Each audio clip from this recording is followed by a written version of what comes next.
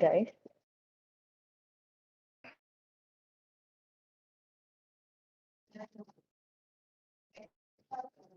Okay.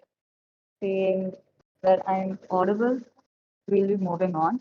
We'll be taking like a short attendance just to like get the information if you guys are really here. So once I call out your name, unmute yourself and let me know if you're really here by just saying you can just say present, hey, here, whatever, and I'll count that. Yeah. Okay. Sanjana Angeline. Yeah. Okay, got it. Thank you. Navneet Ramesh. Yeah, I'm here. Okay, cool. Sai Vaishnavi. Yeah. I'm present. I'm present. Okay, this is G Surya Narayanan, right? Yeah, I'm here, ma'am. Okay. Okay. Sahil Chawal. Sahil. Okay, I'll take that as an absent. Arjun Ashiko. Yeah, I'm here. Okay. Hafsa Abdullah. Okay. Yes, present, ma'am. Okay. Sai Tanmay. Sai Tanmay. Okay, absent. Manan S. Tariq. Here. I'm here. Janani S. I'm here. Sai Krishna. Krishi Raj. Sorry. Shiraja, and yes, I'm here. Okay. Sorry. I'll take that. Ganesh. Yeah, I'm here. Okay. Akshata Kalyanaraman. I'm here. Okay. Preeti Manasa. I'm present. Niveda Kumaran. Here. Gokul Krishna. Present. Okay. Maitri V. Oh, here, ma'am. Mridula M. Here. Okay. Manasa Murali. Present, ma'am. Okay.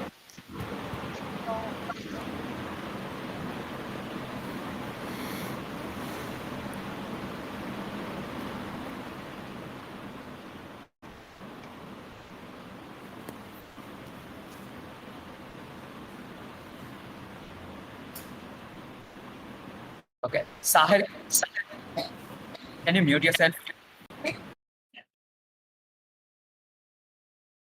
Thank you.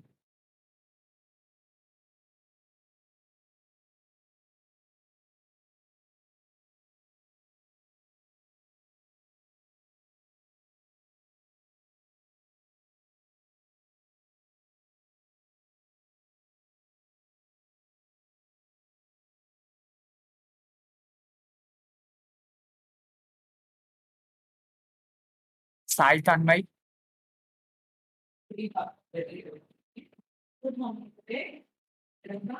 Sai Tanmay, are you here? Okay, it looks like it's not here. We're just waiting for the judge. Just give me 2 minutes, guys. I contact him.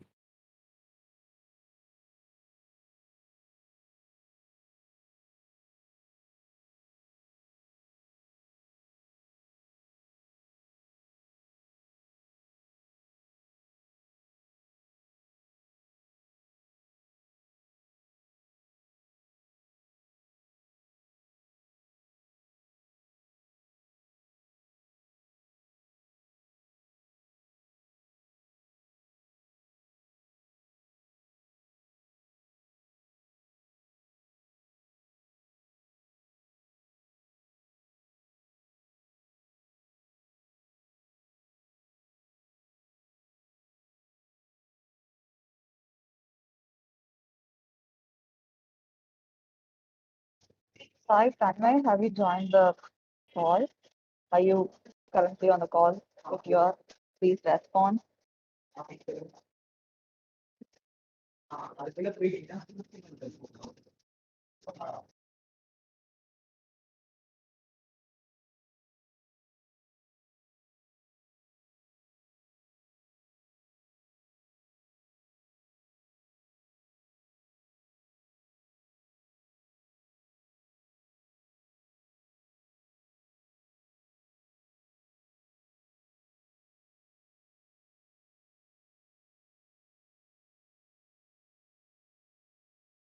Is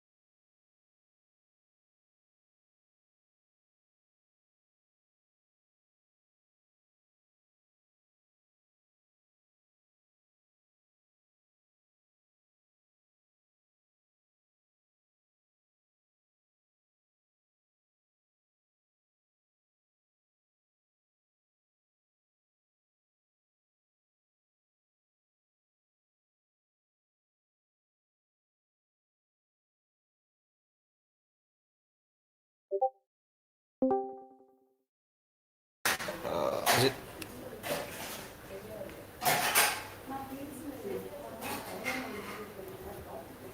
Is it mute?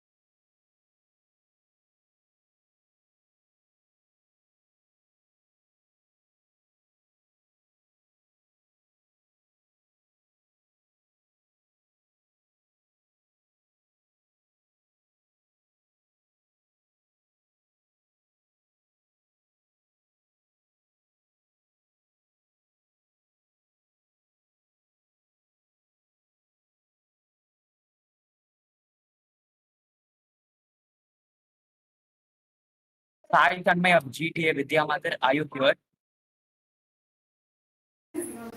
Hello? Hello. Yes. Hello, Yes. Karthik. Is my voice audible? Yes, Anna.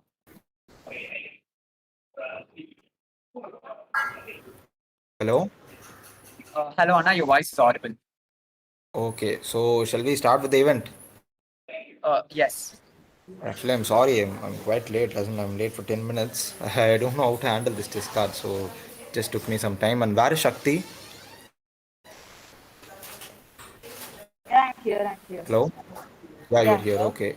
Yeah. So totally, how many participants we have for the first round of prelims? Shakti and Karthik. Yes, 19 for prelims. 19 participants, out of which one of the participants didn't turn in, right? He'll be joining a little late, I guess, but I think he will be on. Okay, so is everyone clear with the rules firstly? So, or do you want me to explain? So, basically, we'll be having the first round in another 2 minutes, and I will just give you a gist of how this round actually works.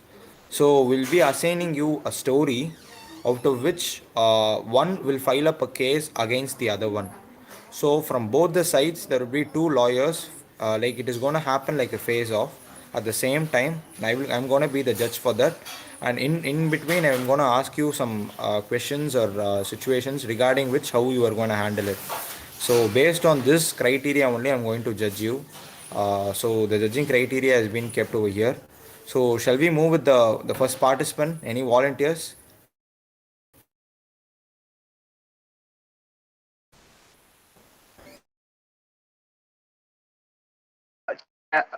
Sorry, just a couple of questions before that. Yes, sure. Yes. So how long would like each opening statement be for? Uh, it depends. Let me say for like 5 to 7 minutes around. No, I mean our speech should it be for like 7 minutes? No, in between I'm gonna ask you some questions also. So that would take even for like 7 8 minutes. But you each will be given a time of 4 minutes. Let me say. So this is gonna be like a phase of round, not an individual round. So it will be around 8 minutes easily. All right, thank Finally, you. you will be given your time to explain your from your side. Delegates, I think I'll answer your question, delegates. The procedure of the event will go like first, we will assign you, we will give you 10 minutes of preparation time, and each speaker gets 3 minutes to present their case each side. Okay. So, for example, I'm sorry. For example, it's me and Karthik now, and we are given a case. Then me and Karthik get 10 minutes to prepare our case. After that 10 minutes, I will get 3 minutes to present my case, and Karthik will get 3 minutes to present his case. After that, there will be questioning round. Karthik is the defendant, he will get to commit first. And then if I'm the plaintiff, I will ask him next. After that, the judge will get a special round of questioning you guys, which he's saying that he will be marking you on the basis of. Is that clear, delegates? I mean participants. Sure. Are there any doubts? Yeah. You don't have to call me sir. I'm really sorry. Yeah. Are there any other doubts regarding the event or anything else? No? I'll take that as a no. Thank you, guys. Excuse me. Yeah. Should we address you as judge and jurors or You can address the judge as judge or jury or whatever you want. Me and Karthik are head, so you can just call us head of the event or head. It's fine. Anything is fine. Or you can just call me Shakti and I'll respond. That's fine. okay? Thank you. Yeah. Also, what is the individual speaker time for for the first round? Yeah, I said 3 minutes. Oh, okay, right. Sorry, I didn't Yeah. hear. Very sorry. Yeah, I'm sorry. Yeah, no problem. So is that clear, guys? 10 minutes preparation time. Each speaker time is 3 minutes. Then questioning round and then final judge questioning round. Have I made myself clear? Yeah, clear. Yeah. That's it. Amazing, guys. We'll Yes, move on. you are all clear with the rules. So, in between, if you need to ask any doubts, means you can just ping both Karthik and Shakti, the event heads. So, this is how the round actually works. So, just going to give you a case, and out of which there are going to be two characters at the same time. one is going to talk for the one advocate is going to talk for the one of the characters, and other is going to talk on behalf of the other character. So you'll be given 3 minutes individually to just explain your case completely, both of you, and after which there is going to be a questioning sessions between me and you. Is that clear? Yeah. Hello. Yes, okay. So totally we have 19 participants for the first round. So yes, and Karthik and Shakti, make sure you are noting down the time actually. So the 3 minutes which I'm giving to them, you just let me know once it is done. And so okay, we'll move on to the first participant. Then it's 9:20. It's getting late. And any volunteers for the first participant, or I will call out myself. Is that okay? Judge, if I may, just a little bit information I forgot to mention. Okay. Yeah. The questioning round that I mentioned of the defendant questioning the plaintiff and plaintiff questioning the defendant, you guys get each 3 questions only. Only 3 questions to each other, and it is not necessary that you have to use up all your 3 questions. If you want, you can ask. If you don't want, you don't have to ask. You can straight away jump onto the judge's question. Okay? Yeah, thank you. That is each other right. These advocates, correct? Yeah. Defendant can question the plaintiff, Okay. plaintiff can question the defendant. After that, the judge will question the participant. Yes, I got it. I hope all the participants are also clear with this. Okay, so with no other delay, we'll have the first participant for today. Uh, Janani, yes. Is Janani, yes, here?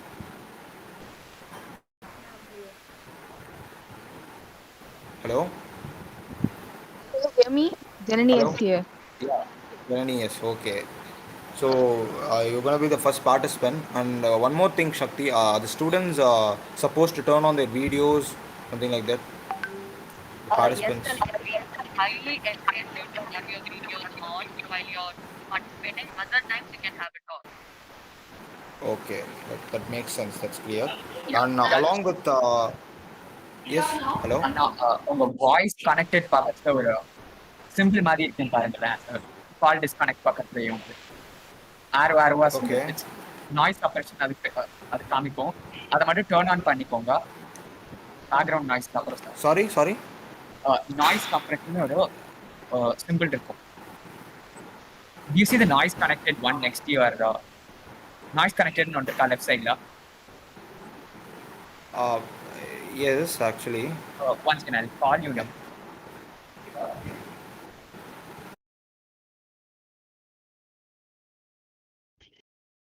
Janani S, the judge called you out.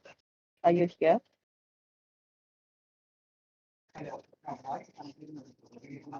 Okay, guys. Yeah, I'm let here. me. I'm here.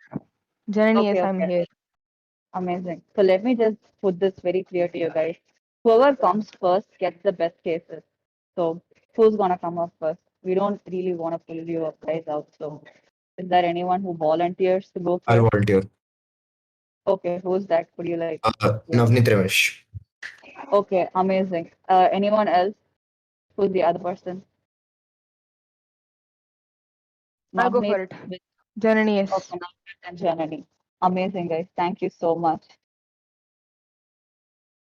Okay. Okay, Navneet.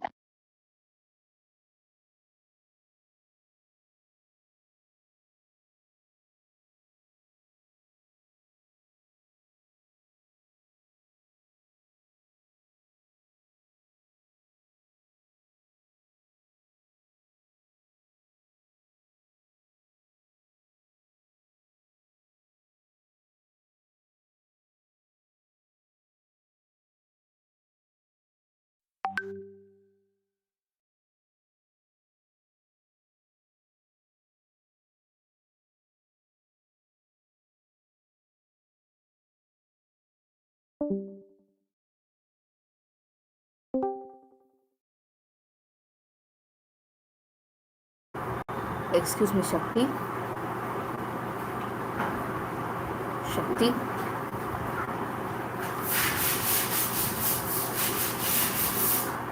Head.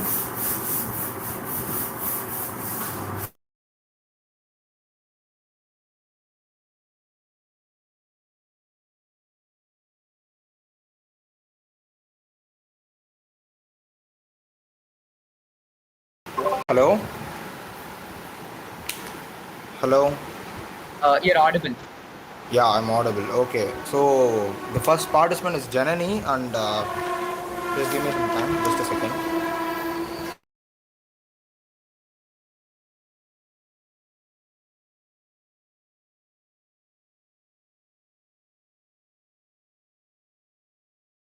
Okay, Janani, and who's going to volunteer along with Janani, or should I have to call them again? No, I volunteered. Navneet. Who? Navneet. Navneet. Yeah. Navneet Ramesh, correct? Yeah. So it's going to be Navneet Ramesh and Janani, yes, who's going to face off for the first case which I'm going to give. So let me explain the case, okay? So completely, both of you listen. If you have any doubts, you can just ask me.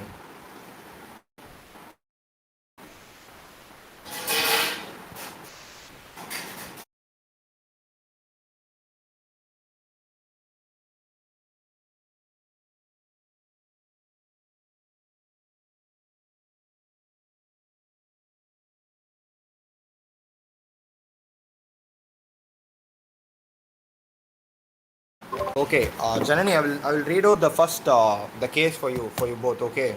Okay. How many of you are like familiar with this BTS K-pop, the Yeah, famous I know. BTS K-pop, with those 7 people Yeah. who come onto the stage for no reason, just singing a song which nobody knows and nobody listens to, but finally they just call them the most successful K-pop band. So just kidding. So okay, so this particular case is filed by Lee Soo Man, who is filing a case against the K-pop band BTS, where I will just explain you the scenario. A netizen posted comments on social media on the global Korean K-pop band, stating how the boy band was influencing the younger generations in a negative way by manipulating them to spend their. Just a second.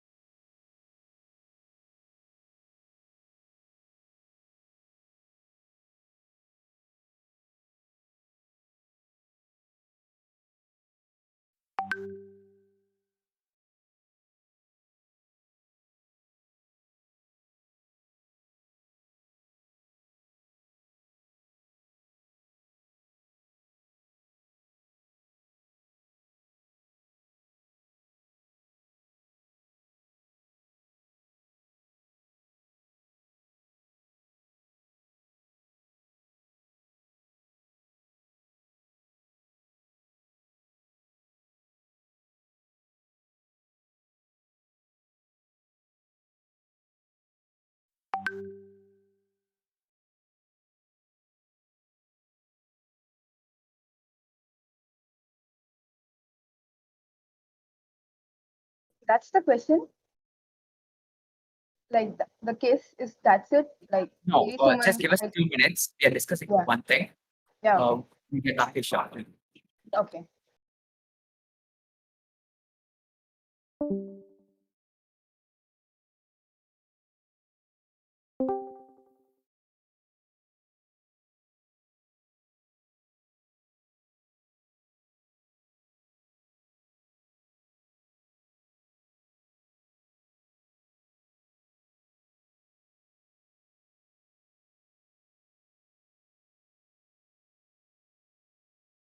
Navneet and Janani, if you go to the suits, the message box, your case is there. We have posted the case there.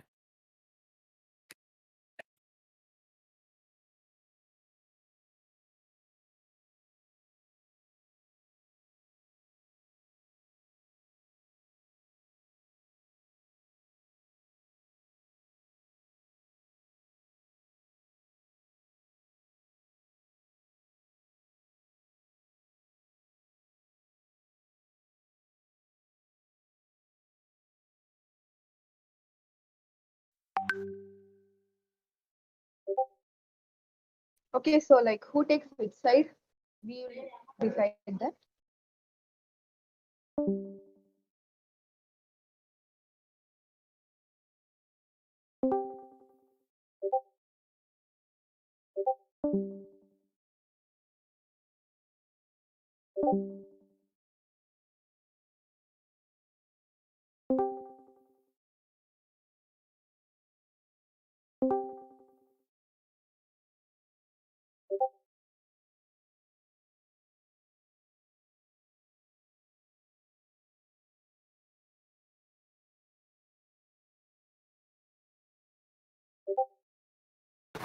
Hello?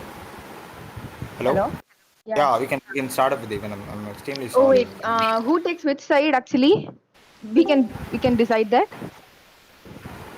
No. I will just assign. I'll assign that. Okay. So is Okay, everyone Janani, familiar thank you. with the scenario? Yeah. So I will just explain it in simpler words. So this man who is filing a case against BTS, saying that they are manipulating the youngsters and the teenagers, asking them to buy all his albums, manipulating them to spend so much money on their concerts, the live and concerts. Against them, they are filing a case against BTS. So there are going to be two advocates at the same time who's going to talk one is going to talk on behalf of the K-pop band BTS, and one is going to talk on behalf of the person who actually filed a case against BTS. Is it clear? Yeah. So the Yes, one clear. who's going to talk on behalf of the BTS is going to be Janani. So she's the Okay. advocate, and the one who is going to talk on behalf of the person who filed a case against BTS is going to be Navneet Ramesh. Is it clear? Yeah. Thank you. It's very clear. Yeah. Clear. So you'll be given 10 minutes for the preparation, right? Yeah. Okay. So your time starts now. Karthik and Shakti, just let me they know that once it's like the 10 minutes is completed. Okay. Sure, sir. Sure. We'll let you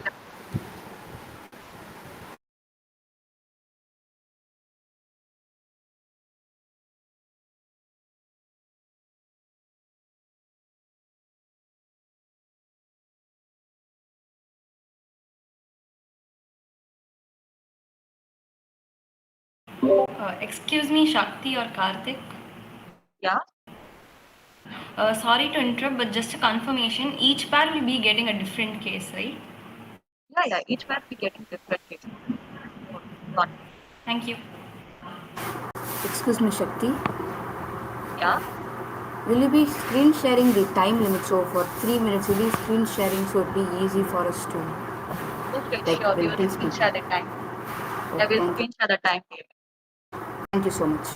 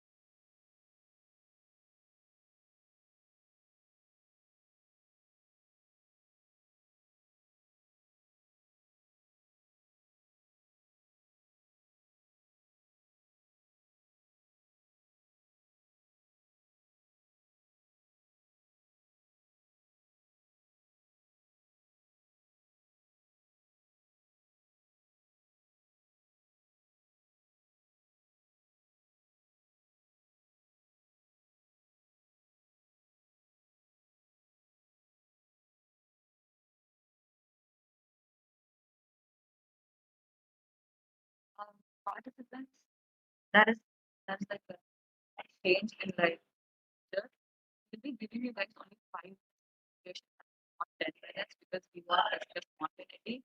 So I guess Shakti, your voice isn't audible, Shakti. Your voice isn't audible. Hello? oh okay. Is it audible? Okay, is it audible now? Yeah, it is audible. Okay. So yeah, instead of 10 minutes, participants will be given only 5 minutes to prepare because we want to test spontaneity and everything.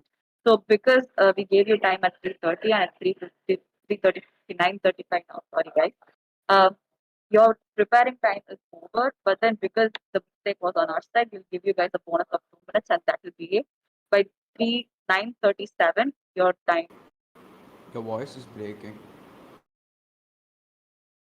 9:37 p.m. 9:37 is your end of your preparation time, delegates. You'll be getting only 5 minutes of preparation time from now.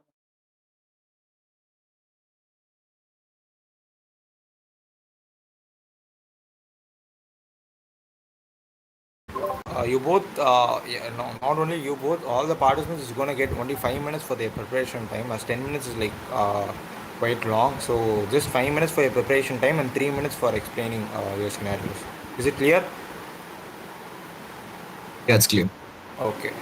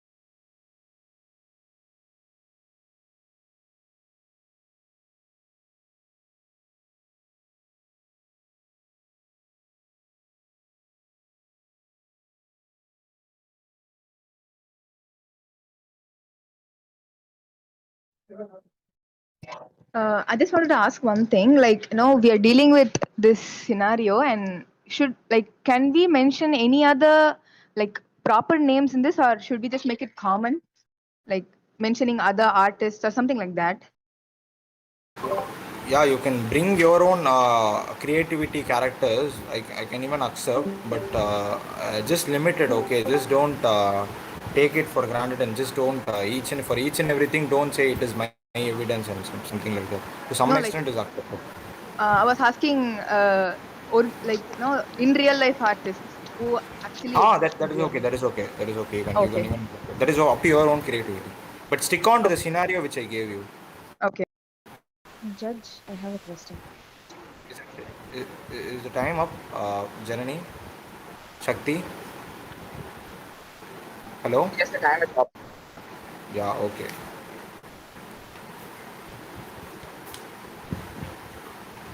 Yes, Navneet and Janani, you can just turn on your cameras.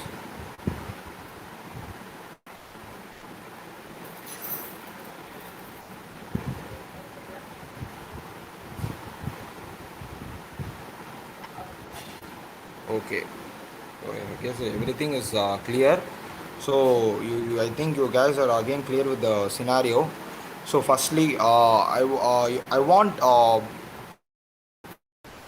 the advocate from the K-pop band to just explain the scenario from your point of view. Okay, so this is Janani S from 12B Vani Vidyalaya, who takes the defendant side, that is BTS, Bangtan Sonyeondan, the K-pop group, which is considered as the world's biggest boy band right now. They are just breaking records in the music industry, and yeah, they do have a lot of fans. So this case has been filed by a netizen Lee Suman, who can be abbreviated as SM, who is the CEO of another K-pop management company, SM Entertainment, who hold comparatively popular groups like EXO, Red Velvet, and NCT 127. So yeah, so this was post stating that BTS and their songs and their company, they manipulate young people with negative messages, like they have to spend money and on their merches and albums, like making it hard for parents to cope up with their children's wishes. So yeah, this is what I would like to say from my side, that this is what they have actually filed a case. So do I have to explain how this isn't true? Or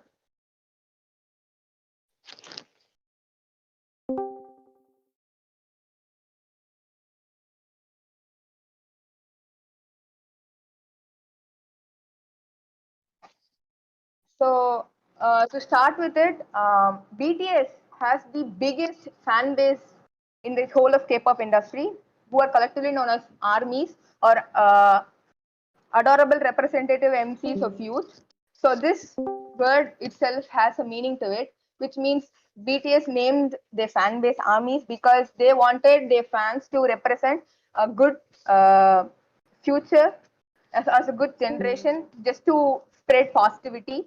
And not only their fan base, but also their lyrics and their songs. They only give us the best of the messages, like their 2018 album Love Yourself, and their album Speak Yourself, Face Yourself. It all gives positivity to young and old listeners in common. So, and because of the Love Yourself campaign, which has actually impacted all minds alike in a vast scale, this boy band BTS was actually called to the United Nations to give a speech on how their music career has gone, and how they have to acknowledge their change that is brought up in the society. And the leader of the group, RM, or Kim Namjoon, his speech was actually all over, trended all over the internet that time. So it just he talks about being yourself, no matter who you are, what gender, race, or caste, or what country you're from.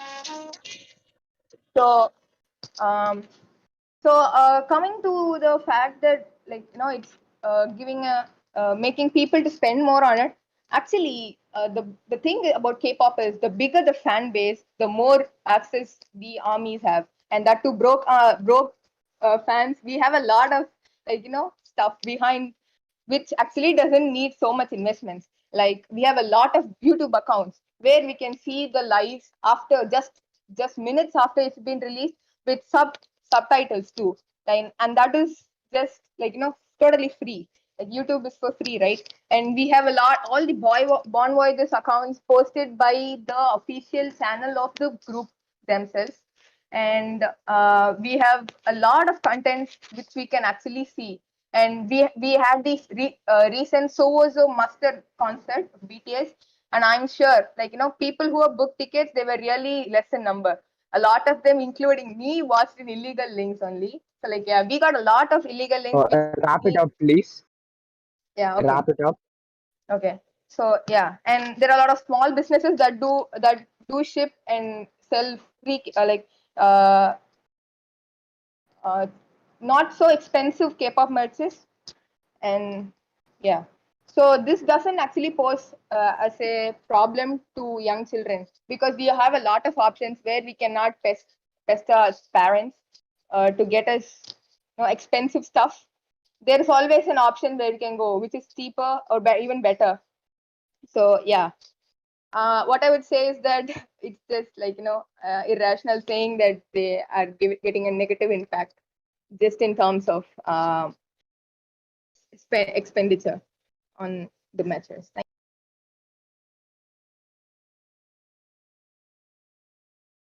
Can I start? The advocate of the 2 month video time to explain the scenario from your side. So I should explain the scenario first. No, you can just talk. You can just start up. I'm just clear with the scenario. You just have to talk it from your point of view. Yeah, okay. To start off, BTS is a huge industry. It's a huge industry that mostly targets on not targets like it. Their main fan base is mostly teenagers. So the children and teenagers who are around the age of like 20 to 12. So between these age, this is like the beginning point of a child for their brain to develop. So and when this influences like and BTS, like all the rich parents, they buy merchandise, they'll go to concert, they'll go to streaming these sites and all, and so they have to pay money, and so these middle class people who don't spend money on this, and they will get peer pressure and have a feeling of alienation. And so the main BTS, the main one industry is not because of their talent. They say it's their talent because they became fans of that because of the looks, their makeup, and mainly the one the due to the spreading of this is mainly because of the marketing and their team. And they tell their fans to do all these weird types of stuff like retweeting and tweet trending, all that stuff. So people who don't use those don't know what those are, and they have feeling of alienation again, and so they have peer pressure, and this will affect their brain in this early ages stages of life. And yeah, that's mainly what I'm trying to say. And there's concert tickets, they cost way too much. Merchandise also costs way too much, like 40 euros, something like that. And in the internets, I personally am not a BTS fan, and as main points are already said. So yeah, these are the stages where stage of life, like 12 years old to 20 years old, is the beginning stage of life, and they are targeting this stage of fans, teenagers mostly, women and men also. Men some are there. There are many BTS enjoyers. And yeah, Participant, please wrap up. yeah, sure. And so to end, Conclude, advocate. yeah, I'm concluding. One second. So what I'm trying to say is they are working on their marketing skills and tactics, and yeah, that's it. On mostly makeup and looks, not much talent, and so that I would believe it's kind of bad. That's all I have to say.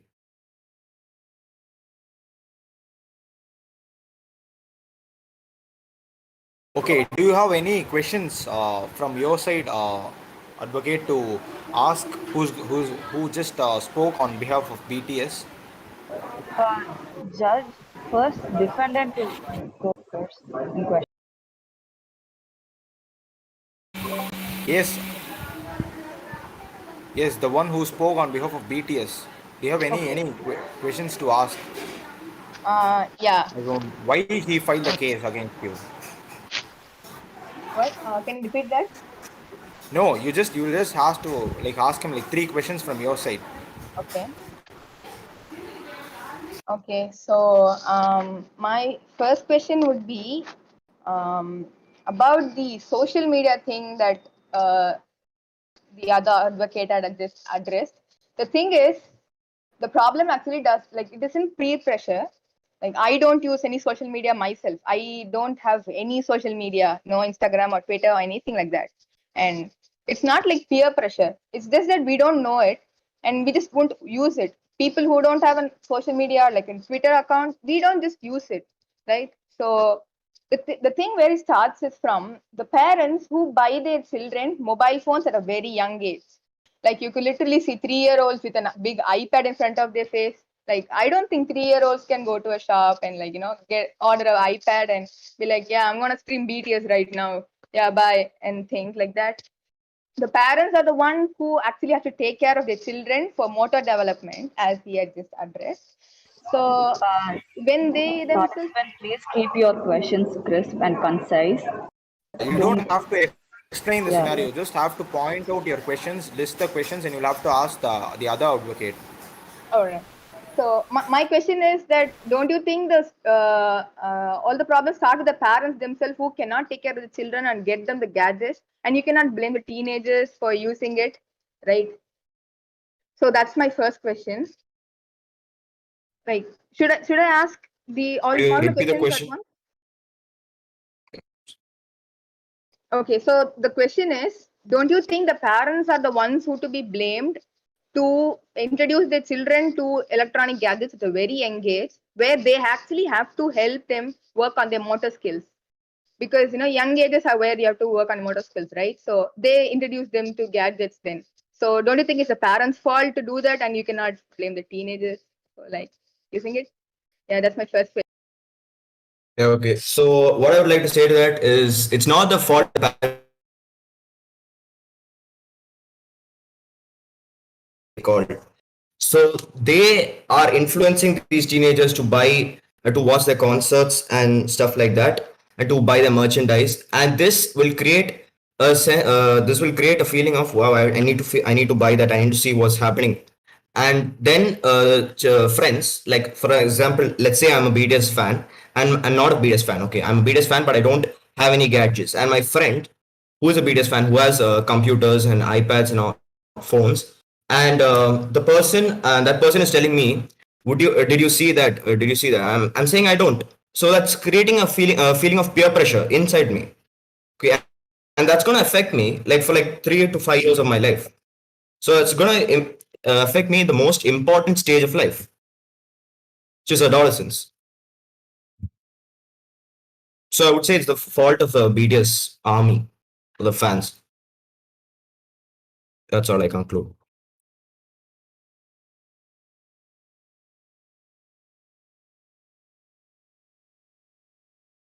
Any other questions? Can we object it or something like that? Yeah, that is what you are supposed to do actually. Okay.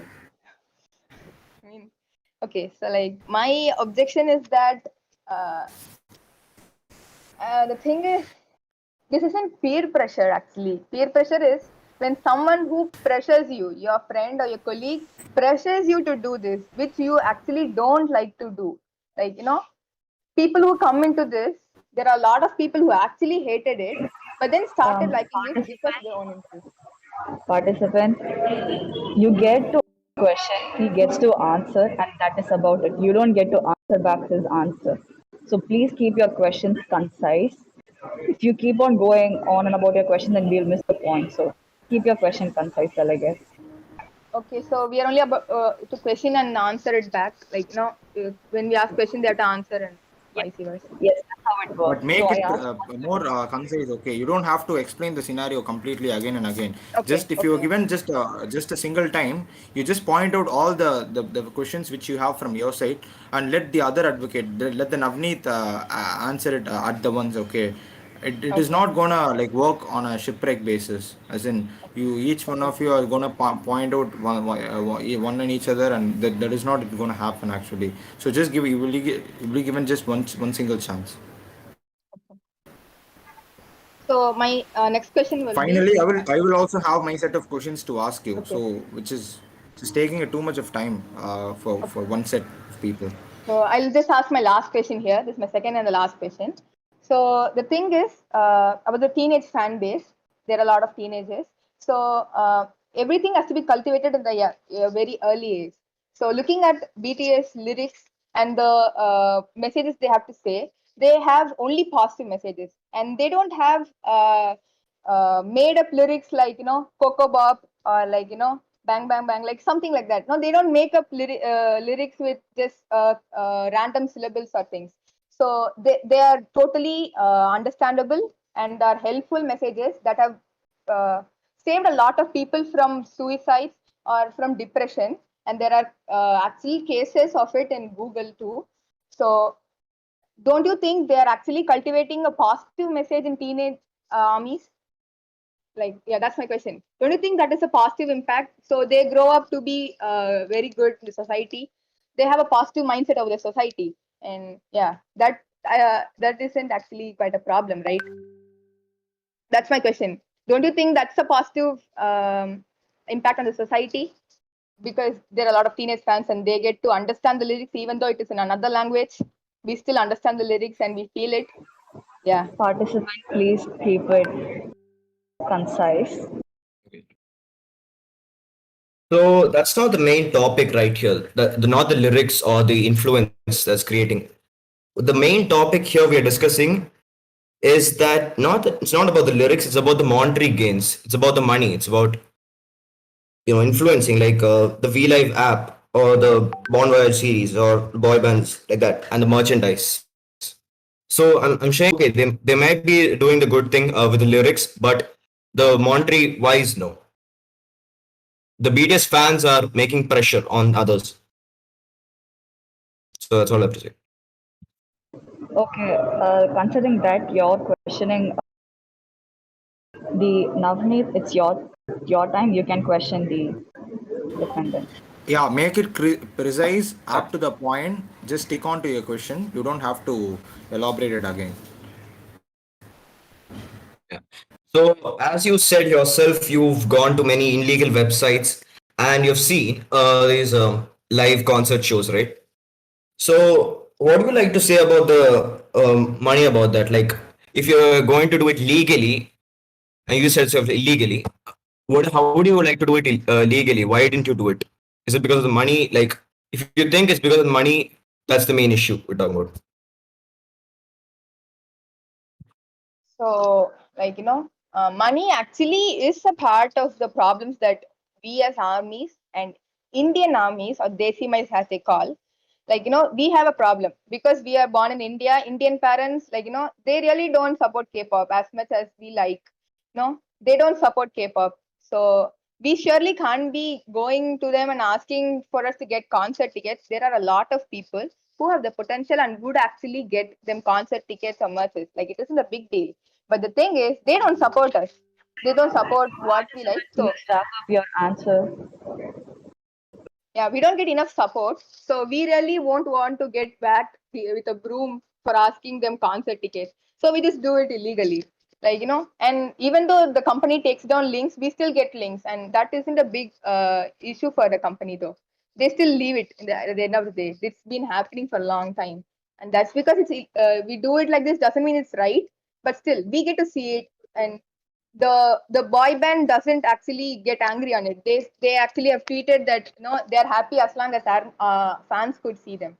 So yeah, it is just lack of support, and we don't want to get thrown out of the house for asking to see it.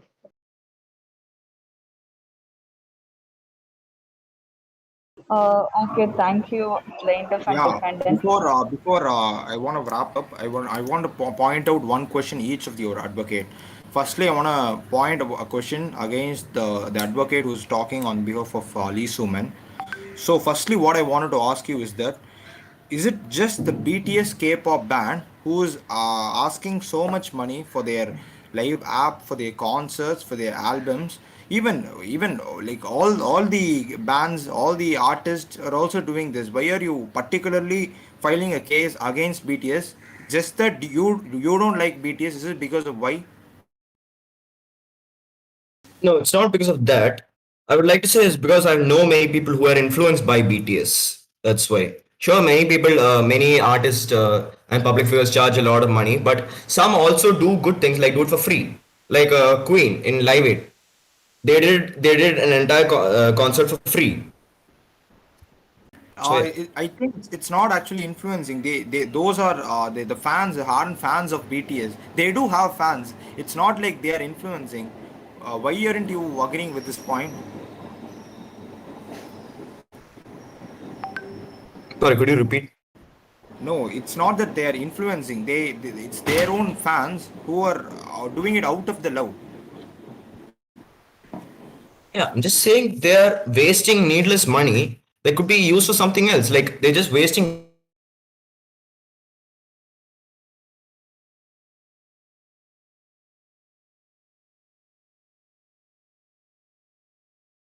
Albums are super duper hit, but completely I'm not gonna agree with this.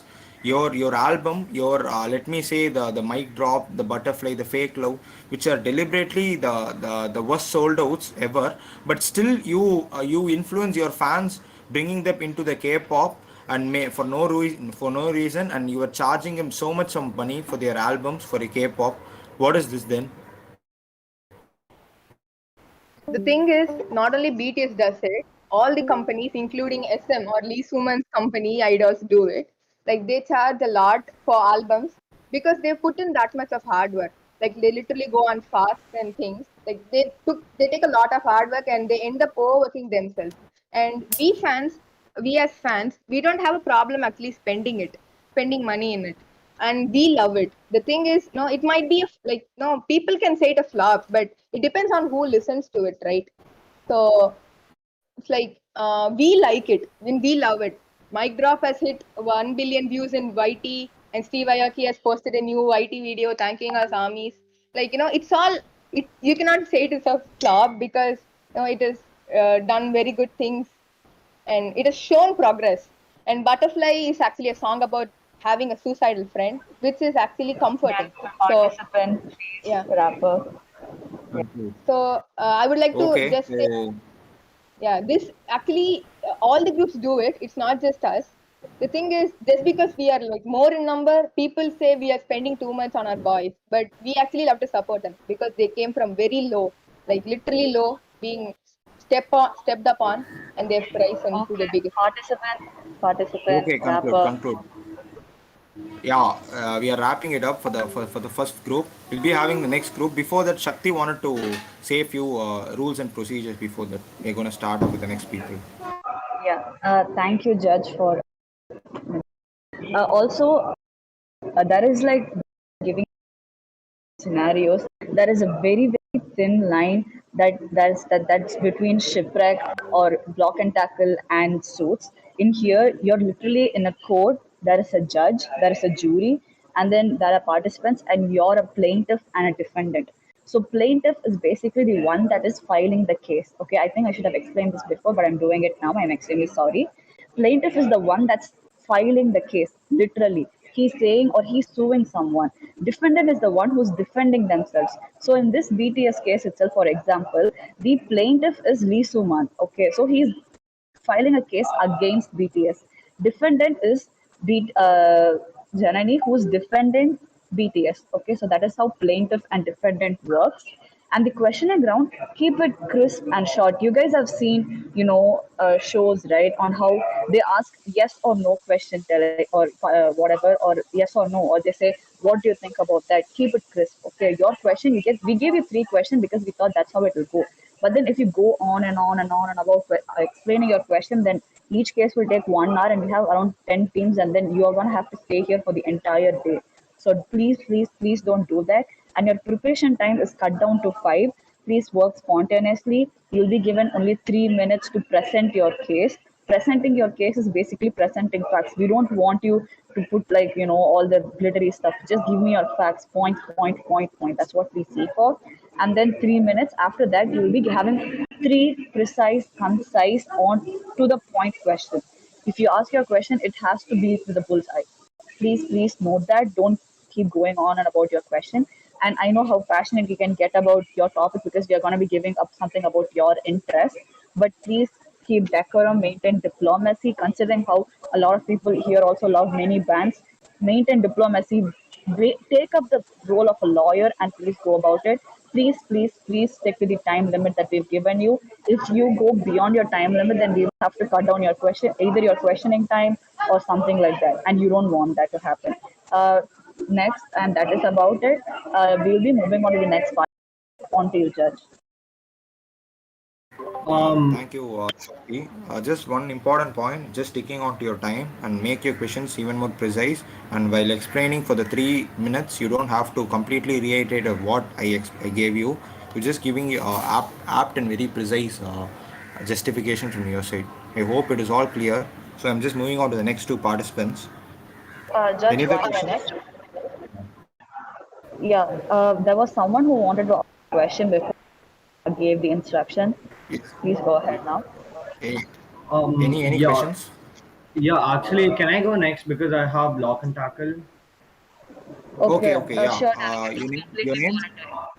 My name Manan, and Shakti, could you please Manan. inform block and tackle that I'll be joining like 5-10 minutes late? Sure, I will inform. Yeah, thank you. Okay. So along with Manan, it's gonna be Yeah, could I do volunteer? we have Akshata? Sorry? Judge, there was a volunteer. Okay, who's this? Yeah, hi, this is Arjun. I'll volunteer. Okay, Arjun and Manan is gonna have it for this round. So our round is over, right? Yeah, your Yeah, round is over. You can switch on your videos. Switch off your videos. both of you turn on your videos, Manan and Arjun. And I want Shakti to put the McDonald's case over here. Judge, first, can we like give them the options if they have any interest, and then we'll go on to assigning Yeah, the case. okay. If that's fine with you. Okay.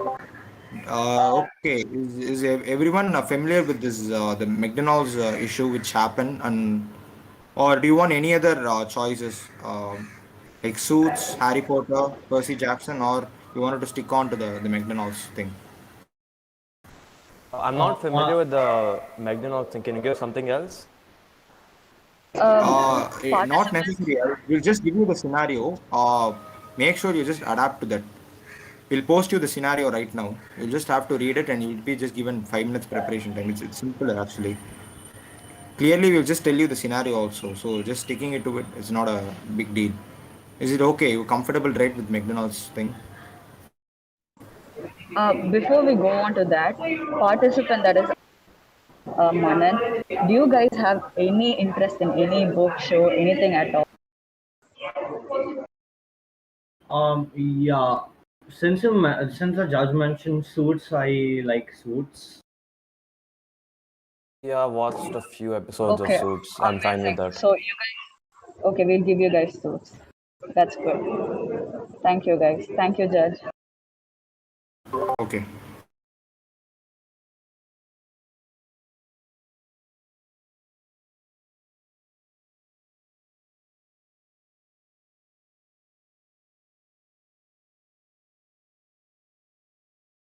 Yeah. Guys, am I audible? Yeah, I'm audible, right? Okay, yeah. Someone asked me to present this timer. Actually, I'm not able to stream the timer at the moment. So we'll be wrapping it up. I'll just inform you 1 minute before your time to conclude it. Okay? Okay. Okay, guys, I've posted the case on the text channel. Here, Lewis Litt is the plaintiff and Mike Ross is the defendant. Uh, here, Arjun Narsipur will be the plaintiff, that is Lewis Litt. And then Manan will be Mike Ross, the defendant. The plaintiff will go first, followed by the defendant. Your preparation time starts now at 10:08. Yeah, just a question. Are we only allowed to use context provided in the question or context that I am familiar with by watching the show that is not provided? You're allowed to use the context not provided here and used in the show. But make sure it's not too extensive or going deep, but then like yeah, overall facts given in the show is also accepted. Okay, okay. Hey, actually, I wanted to ask this thing. Actually, in the show, Mike does go to jail, right? And it is like justified because all the facts point against him. Delegate, for the convenience of the event, we giving the deadline as end of season 1. Okay, fine, cool.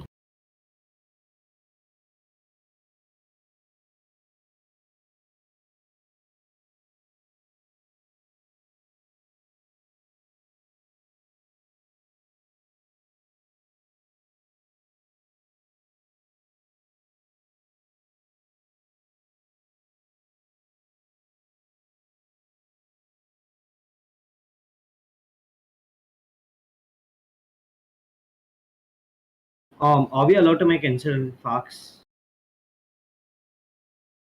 Sorry, participant, come again. 1 second. Yeah. So who was answering?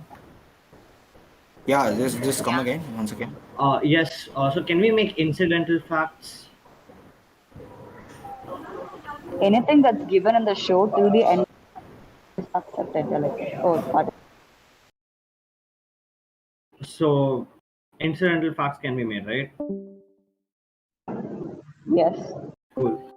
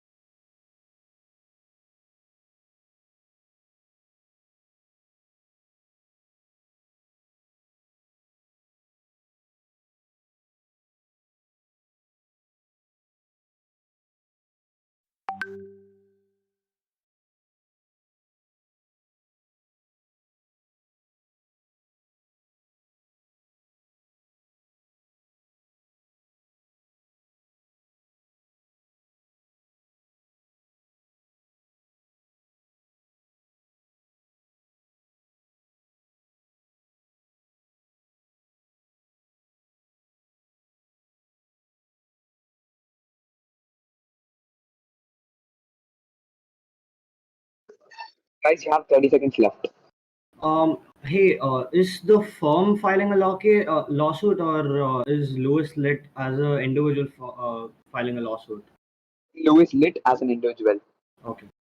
But Lewis Litt as an individual wouldn't have the authority to file a lawsuit on behalf of the firm, right? Exactly. And how will Micros have violated Lewis Litt's privileges in any way? Why would Lewis Litt be filing the lawsuit? Lewis Litt is the plaintiff and he's representing the. Yeah, he's representing the firm. Okay. Yeah.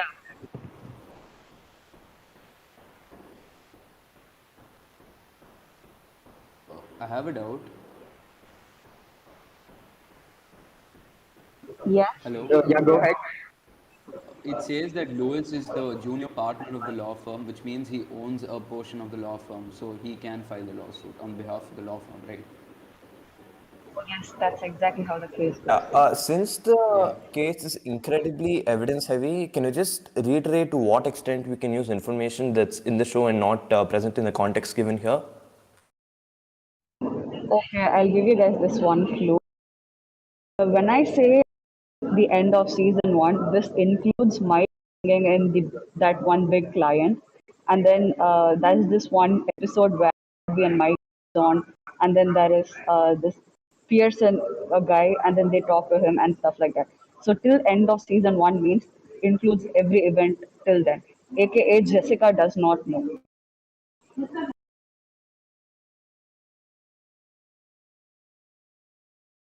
I mean, since Lewis is filing the suit on behalf of Pearson Hardman, it is reasonable to assume that Pearson would know, right?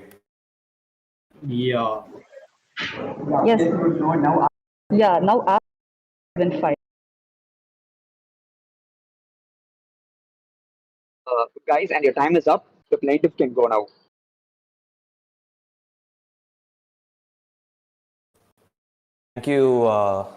Thank you, Honorable Judge. Yes.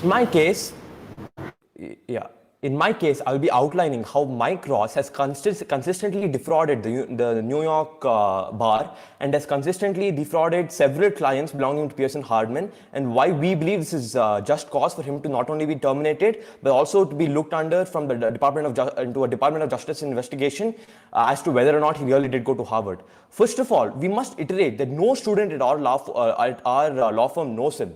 At Pearson Hardman, we hire about 20 associates every year exclusively from Harvard, and Harvard itself has a batch of around 60 students, 60 law students every year. None of these 20 associates know him from the year Mike Ross graduated, not even a single one. They have no knowledge of him, and they consistently do not claim to ever see him at any class. He also consistently he's an undesirable employee in several other ways, with with certain drug habits, with not knowing certain legal procedures. This happens because he has not experienced the rigor or the knowledge that someone who gets into and experiences Harvard University, as Lewis Litt has, actually experiences. I must emphasize that we are not only upset that he has not gone to Harvard, but he has not gone to law school. Imagine a doctor not having gone to medical school. Would you allow such a person to operate on your relative? No, because they are not trained to do so. This is the same case. This is not a victimless crime, as him not going to law school endangers every client he has represented or every client he has fought for so far. Every single case could be overturned if it is proved that he did not go to Harvard. Therefore, he's not only placing the firm at high risk, but he's also placing every single client at high risk who has ever represented on behalf of the firm. He is severely damaging the reputation of the entire firm and could potentially cause the monetary losses in the millions, as the firm will now get a reputation of hiring people who are untrained. Again, I must emphasize, would you let a pilot fly a plane if he hasn't gone to whatever pilot school there is? No, you wouldn't, because he would probably crash the plane. It's the same situation here, that Mike Ross, who has not gone to Harvard, his classmates don't know him. If I ask teachers at Harvard, they will not know him. If I quiz Mike Ross himself on Harvard customs, on Harvard locations, he will not know any of them.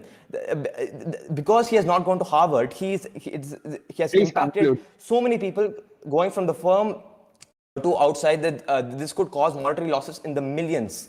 I would, and if he tries to give some sort of claim like he went there part-time, he went there once a week, this is obviously nonsensical, because Harvard University is the #1 law school in the entire world, and no student could just pass off by going once a week or something like that, or going here and there when they're free, because it's an incredibly competitive law school with the most brilliant people in the world. Even if he gives some claim of him having a photographic memory, guess what? Every person in the world with a photographic memory, with a genius level IQ, is at Harvard University, and they have to go to Harvard University every single day in order to be able to graduate from Harvard Law School with a degree in law. Therefore, I would like to conclude that we are right now suspending Mike Ross until this investigation bears fruit, and we also strongly recommend a Department of Justice investigation into whether or not he went into Harvard. Thank you.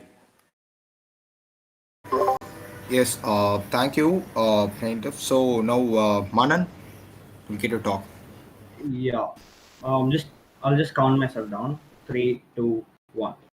Panel, today we have a very, very rosy kind of case that is painted by the plaintiff panel. Here, there are a lot of baseless claims, so let's just go step by step. Firstly, let's just get the facts straight. Firstly, the Pearson, the firm itself is responsible for hiring new associates every year, which actually means that they should have had a thorough background check about a particular candidate that they're hiring before they even hired that candidate.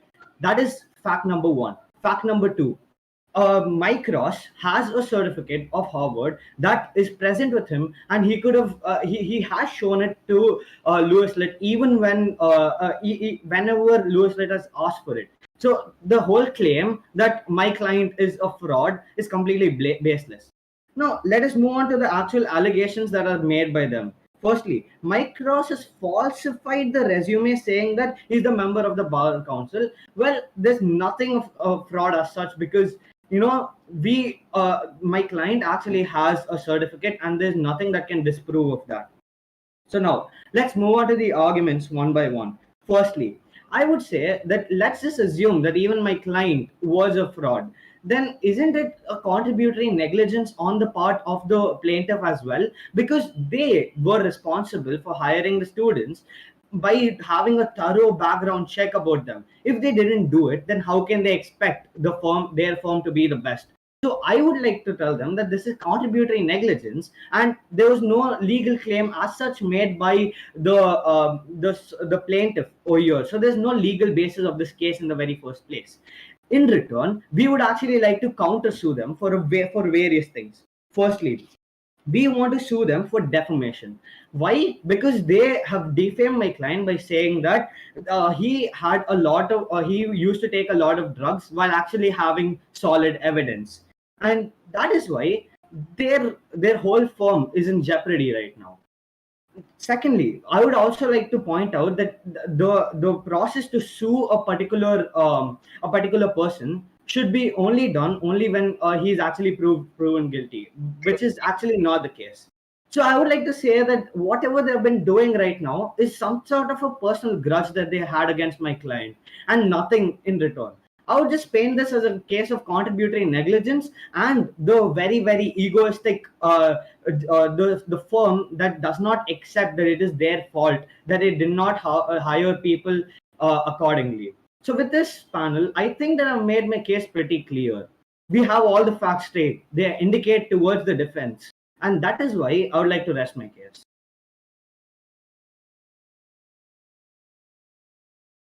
Thank you. Questioning session, the defendant question the plaintiff first, and then after the three questions posed by the defendant, plaintiff gets to go. Defendant, it's your turn. Counsel, Defendant, do you have any questions to ask from your side? Yes, panel, I'm asking. Yes. Yeah, so counsel, in your speech, you kept iterating that if Louis Litt had gone to Mike, quizzed him about his attendance to Harvard, then he wouldn't have known. Does that imply that you actually didn't go and asked him in the first place and directly sued Mike Ross? It's not within Because our this is jurisdiction to determine whether or not you did go to Harvard. That is not our case because we're not the Department of Justice here. That they will have an investigation as to whether or not you did it because you're defrauded the New York bar, not just Pearson Hardman.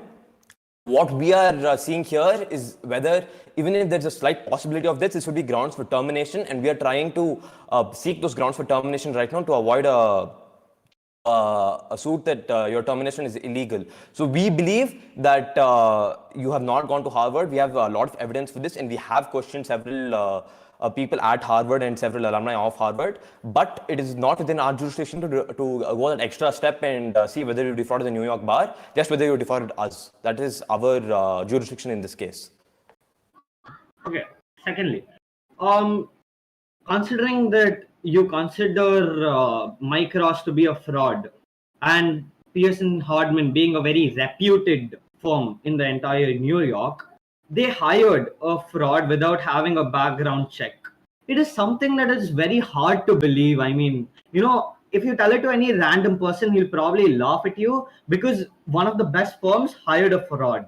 So are you telling me that what my response to that would be that we did have a comprehensive background check on you, but another senior associate, Harvey Specter, vouched for you. Therefore, we let you in. But we are also going into an internal investigation regarding Harvey Specter and his role of employment at this firm, because we believe that any senior partner who vouches for junior partners who have not gone to a law school should also be terminated. So we're having a thorough internal investigation, not only into our background checkers, but also into our senior partners to determine whether there was any negligence in regards to the background check regarding Mike Ross.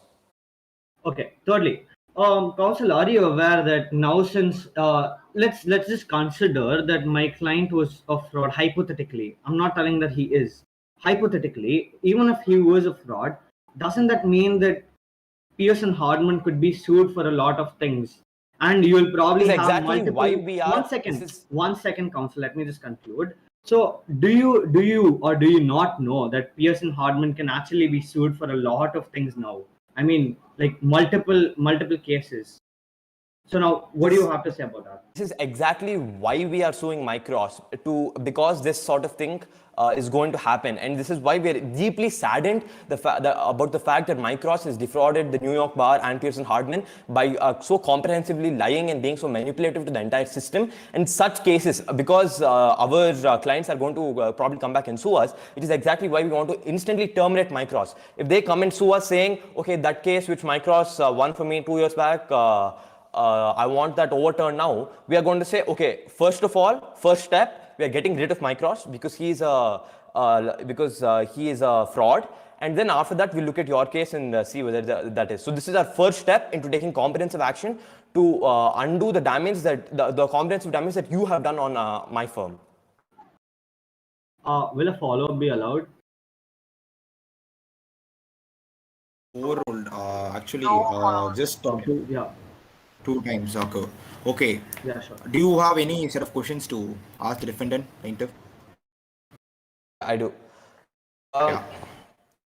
So the defendant in his speech mentioned that how can you even sue me if you're not guilty? The defendant obviously does not have a knowledge of the legal system, because the system in the US is innocent until proven guilty. So if you already know you're guilty, we wouldn't even be suing you. You would already be in jail for defrauding the New York bar.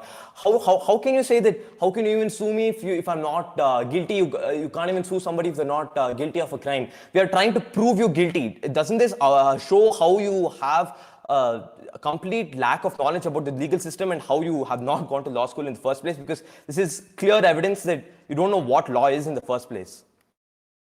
Okay. Firstly, I would like to point that out that this Harvard graduate over here is misquoting a lawyer itself. I mean, if this is what Harvard teaches, then I hope no one actually goes for Harvard. Well, actually, what the defendant actually said is that you cannot wrongfully you cannot cast allegations over my client over drug abuse because you don't have a solid evidence. You never said, you never pointed out that you ever had an evidence for that particular thing, and that is why I said that you cannot just make a statement like that in the public court where a lot of people are watching you. You can be sued for defamation, and guess what? We are doing it. Before I move on to my second question, I would just like to say that with regards to the statement regarding drug abuse, Mike Ross has consistently dodged drug tests, mandatory drug tests on several times by invoking several ancient precedents and bylaws within the own firm. Why would he have to dodge the drug test if he wasn't a drug abuser, right? He tried to dodge the system several times by saying, okay, according to this law, you can't do a drug test on me. This is clearly evidence that he's trying to hide something. But regardless of that, in my second question, I would like to ask, in our survey before we started this case, we quizzed every single associate who graduated from your year at Pearson Hardman. We quizzed a lot of professors at Harvard and a lot of other faculty at Harvard. None of them knew you at the time you were at Harvard. None of them had a photo of you at the time you were at Harvard. Further, in the Harvard graduate book, your picture isn't there, your name isn't there. How is this possible if you went to Harvard? Yeah, 1 second. Okay, 1 second.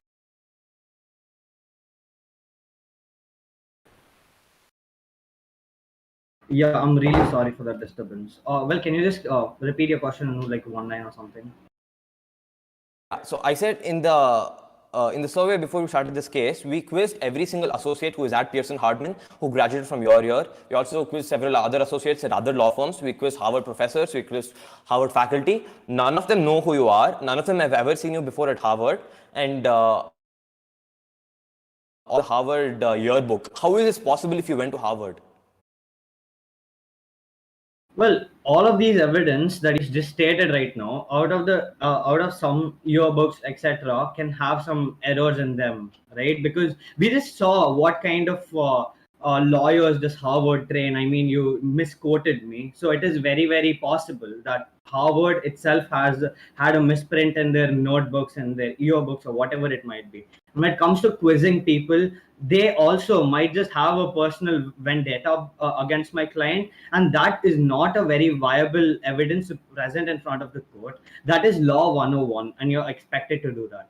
And coming to the question that you asked before and cleverly just mentioned it as a comment, well, the drug abuse test was it was not dodged as such, because you can't just make up theories and make up and give us like baseless allegations. That is exactly what proves to be defamation. So just be sure when you're saying something, because your everything is being recorded. Yeah, I just wrapped it up. Okay. First of all, I would like to clarify on this is my third question. On the vendetta point, how is it? Could the judge mute him? Yeah, sorry. How is it possible that every student at Harvard, every teacher at Harvard has a vendetta against you? Are you truly so? Is it really possible that these many people have a vendetta about you and are trying to and are out to get you or something? Isn't this a sign of paranoia regarding your position as a fraud? And furthermore, how many errors could such a prestigious university such as Harvard commit? You don't have your name isn't in the yearbook. You don't have a student file at Harvard. No student knows you. No faculty knows you. They didn't have any papers with your name in them. All they had was a diploma, which could be easily forged because someone like you, who has probably committed illegal acts in the past, would have such contacts, like such people who could forge documents for him. So the only evidence that you were ever at Harvard is a diploma from Harvard, which could be easily forged, and everything else, according to your statements, is just an error or a vendetta. Isn't this a sign not only of paranoia regarding your position, but also a sign of that you are sort of twisting the facts and manipulating all the solid evidence that we have against you in court today? Well, I'm not twisting the evidence, firstly, because that is not I've been taught, first of all. Secondly, I don't know what Harvard you went to, but the Harvard where I went literally gave me that certificate. And if you're telling me that it could be forged, then well, go find that source that could be forged it, because and you know what, you're probably never gonna find it because it's not forged. Well, panel, they're all baseless allegations and they should not be considered, or else they should be given extra time to both the plaintiff as well as the defendant. We as the defense don't want extra time, but it looks like the plaintiff really wants some time because he doesn't have his facts straight. Guys, that's it. Both of you Judge, are you done can with your questioning sessions. So I just wanted to ask each of you one question from my point of view. Firstly, I wanted to ask the defendant, Manan. So it's been clearly said that your name is not there in their yearbook, not in the alumni list. how come you were able to get the certificate? And also you mentioned that you meant a different Harvard. I didn't know that Harvard had an other branch or something like that. How clearly you are very confident that you attended all the classes? You have all evidence and proof for that. Yes, panel. I have a certificate. Also, the name is actually there on the alumni list, and it probably might not have been there on the yearbook, but it is definitely there in the alumni list. Even you can check it. It's a fact, and you could, yeah, it's actually a fact. And yeah, that's pretty much it. And I never said that Harvard had a separate branch as such. I just stated that the Harvard that they are talking. I don't know if Lewis Litt actually went to Harvard also in the very first place, because he misquoted me, and that is something a Harvard graduate would never do.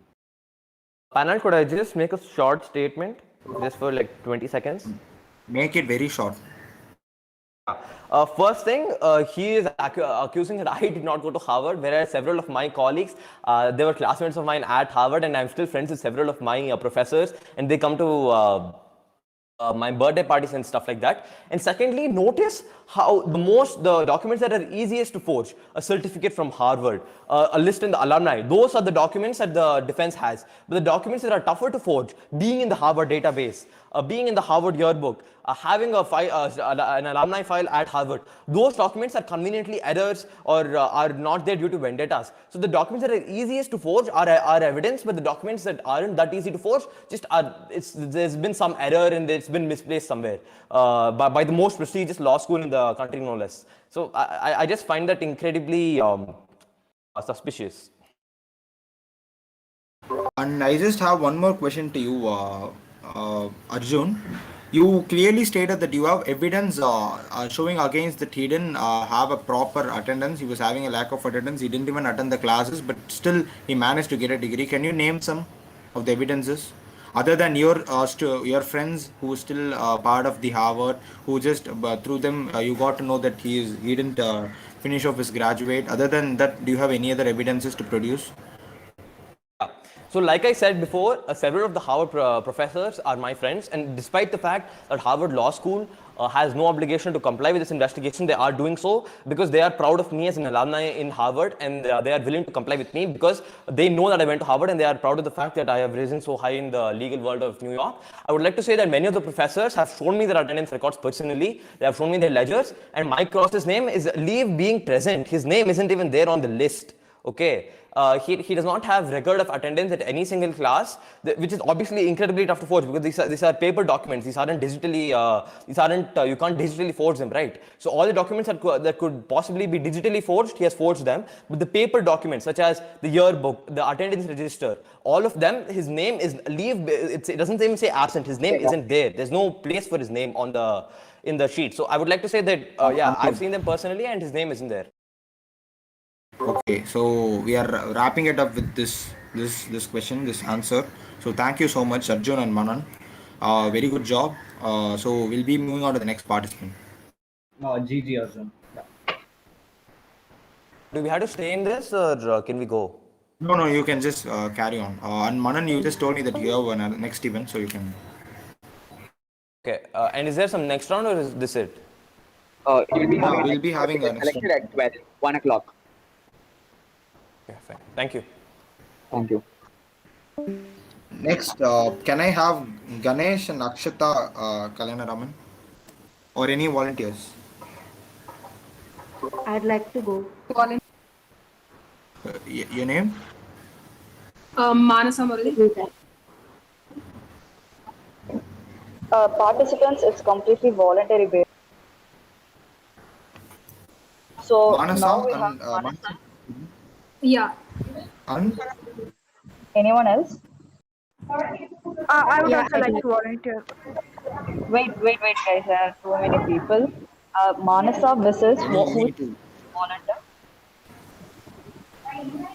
Ganesh, you're not audible, Ganesh. Check with your mic settings in Discord.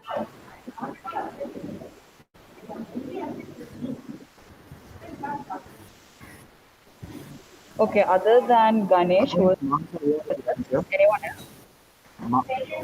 I'd like to volunteer. Yes, can you please tell your name? Niveda? Niveda. Okay, thank you, Niveda. Niveda and So it's going to be Manasa and Niveda. yeah, Manasa and Niveda. Yeah. Okay. Do you guys have any So interest?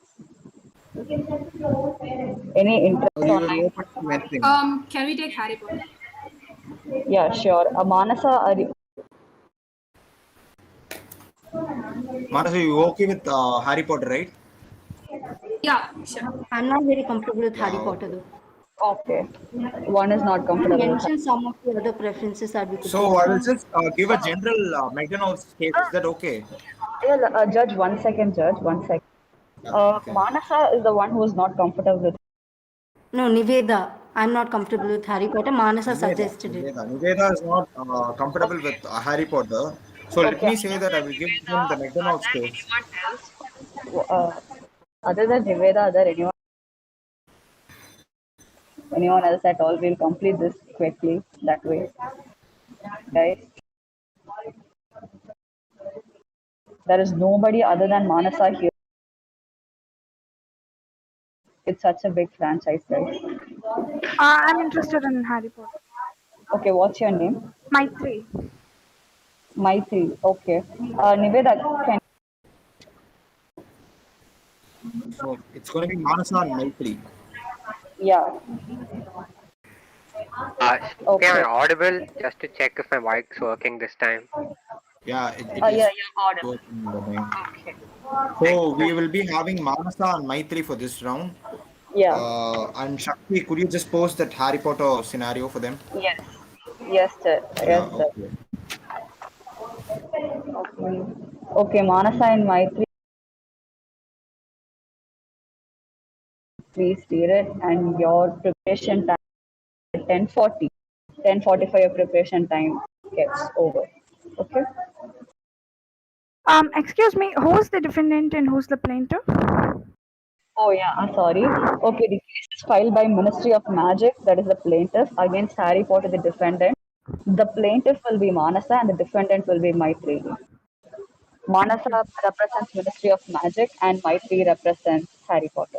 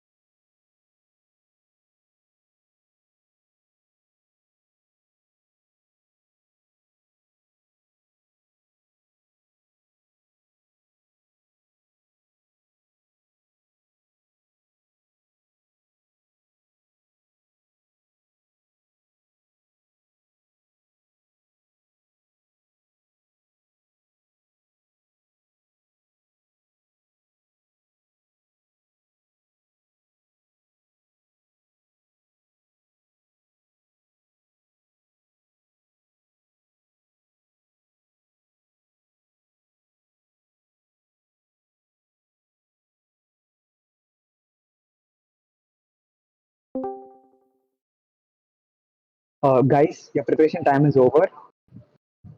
The plaintiff, please come on screen. Turn on your camera and go ahead. Yeah, just a second.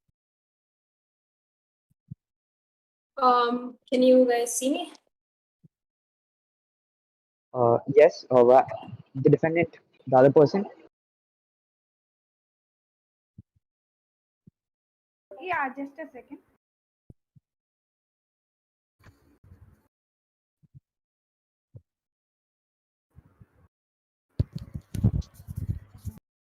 Can you see me? Yes. The plaintiff, please go ahead. Thank you. May it please the court, I'm Marisa Murli, and today I'm the defendant in the Harry Potter versus the Ministry of Magic case. The mere fact that Harry Potter knew that he wasn't allowed to use magic outside the wizard world proves utter negligence. And the fact that he also knew that there was a muggle present for him. I'm sorry, Shakti, you weren't audible. Hello?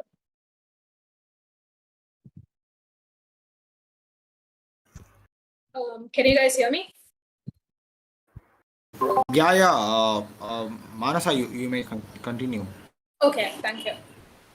The mere fact that Harry Potter used magic outside Allah's premises indicated negligence on his behalf, and let's not forget that he already had got a warning on the same.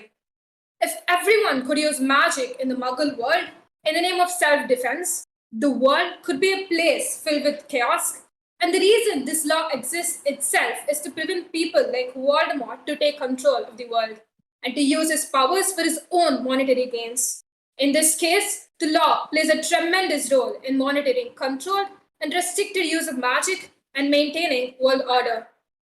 And let's not forget that Harry Potter knew that there was a muggle in his place, and instead he chose to deliberately use his actions. And this indeed proves that he does not respect rules. And I have to conclude saying that his memory has to be erased, and he has to be expelled from the magic world. That's all. Thank you for keeping it short and precise. Next person can go ahead. Okay. I'm Maitri representing Army Public School. I'm here to defend Harry Potter's action. I would like to begin with Harry Potter used magic outside the permitted area only to protect himself and his cousin. We all know the effects of a Dementor's kiss. We all know what their attacks can do to you and your mental well-being. He used magic as defense from the Dementors, as he was not aware of any other way to ward them off. And one thing I would like to point out is that this is very different from the previous instance. I agreed. The previous instance, he used magic only as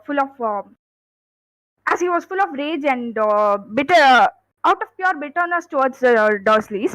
But this time, he was protecting himself and his cousin from the Dementors. At least Harry knew what the effect of the attack would be. Dudley was not even aware of that. So yes, he used it only to defend himself and his cousin. Thank you. The plaintiff, if you have any questions for the defendant, please go ahead. You're on mute. Unmute yourself. Yeah.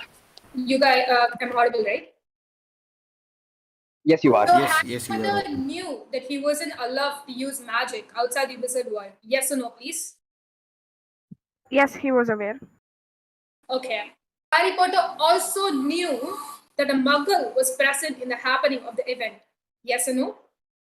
Yes, and he took it upon himself to protect the muggle. The Harry Potter still chose to go ahead with his actions. Yes or no? Yes, he wanted to protect his cousin. Okay, I would like to conclude by saying that the mere act of him exposing magic to the Muggle world would create a war between the Muggle and the humans, and it would impact a drastic and devastating loss of life. And would you agree that one life is more than a millions, or would you say no?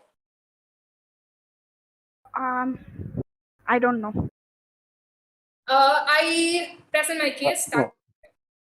Okay. The defendant, if you have any questions to the plaintiff, Yes. please go ahead. So if you know someone is going to attack you and it is not legal for you to attack them back, will you let them harm you? Will you stand still and let them harm you? Of course not, but I would keep in mind the remaining lives of those around me, and I would make sure that it doesn't harm anyone else.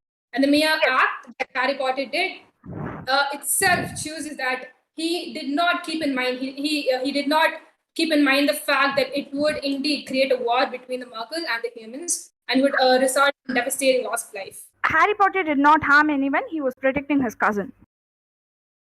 He did not harm anyone instantly, but the aftermath of his actions were very severe. So if someone is attacking you, would you wait and call a responsible adult there to analyze the situation?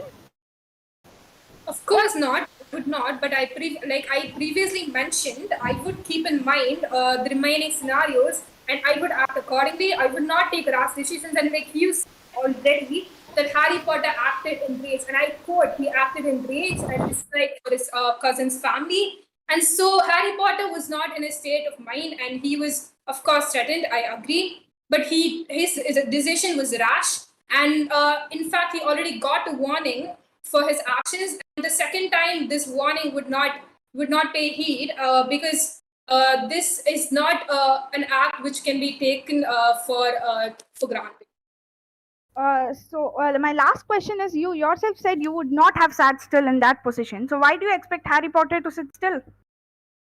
I don't expect Harry Potter to sit still. He would have had a lot of options. He could have gone from there. He could have taken when he knew that the Dementors were coming. Yet he still chose to stay and help the other Muggle. And like I previously mentioned, in a case of million lives and one, again, Maitri, would you choose one or a million?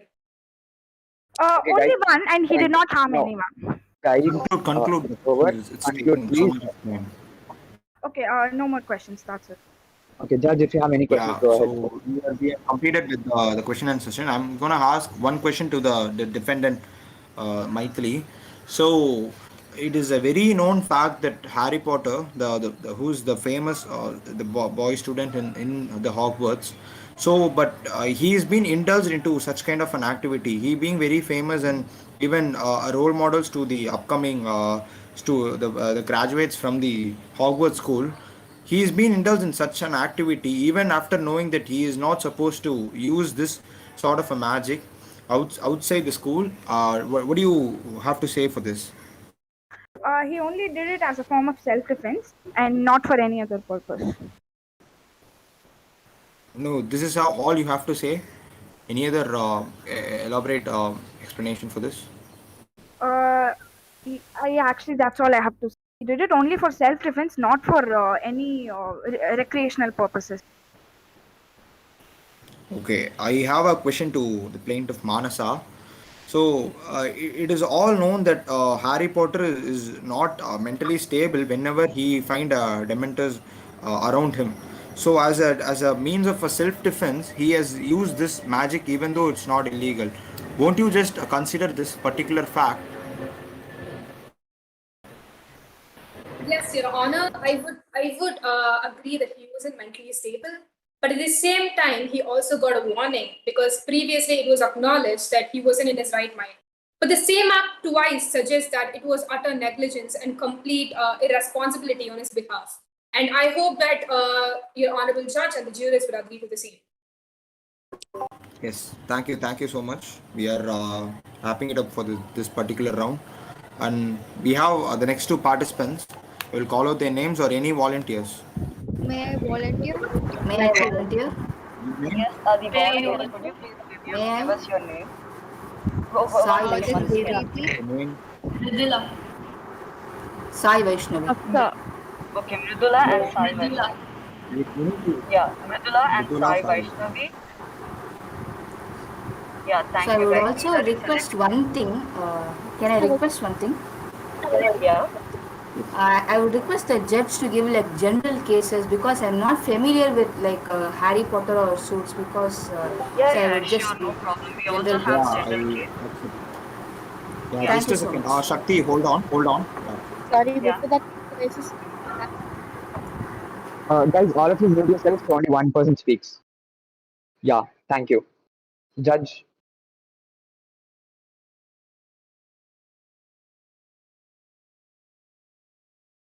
Okay, guys, anyone has any other doubts, please go ahead now. Yes. Can I please go if nobody else is talking? You have a doubt? Yeah, I cannot participate since something came up and I'll have to leave. Could somebody else from my school take my place, please? No, that won't be possible in the last minute. I'm extremely sorry. Okay, that's fine. But I'll have to go now. So is that okay? Okay, yeah, go ahead. It's your wish. Thank you.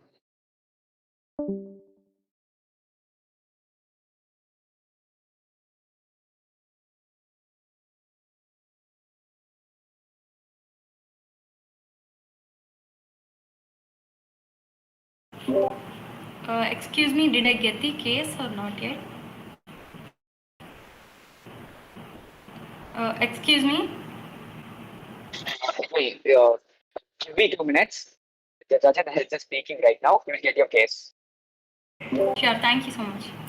We'll inform you before we post the case in the chat box. Thank you. Who are the speakers for this case? Could you just confirm that?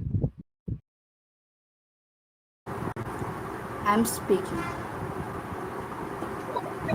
Hello, we have Mridula and Sai Vaishnavi for this round. And Shakti, you can carry on giving them the case.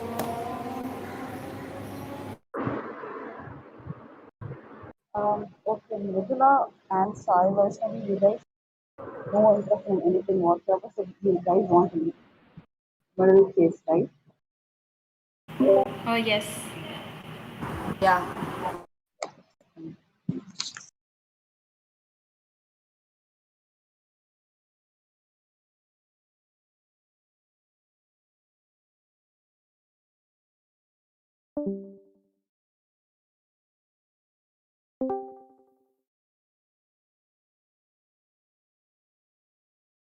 Guys, don't both of you don't have any interest in books and shows, right? You want a general case, right? Yeah, both of us Yes. prefer a general. Shakti, general case. Thank you, guys.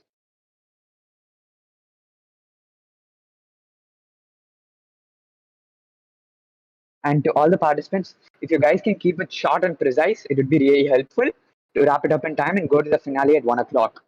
So please try to keep it short.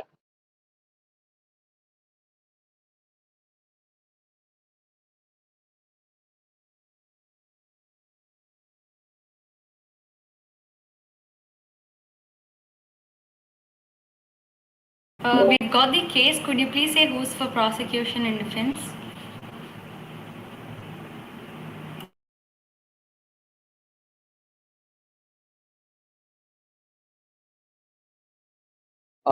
Mridula, you are the plaintiff who's Kozaksi, and Sai Vaishnavi, you're the defendant who's the lawyer for McDonald's. Okay. Thank you. Your 5 minutes prep time starts now. Please come back on time, guys.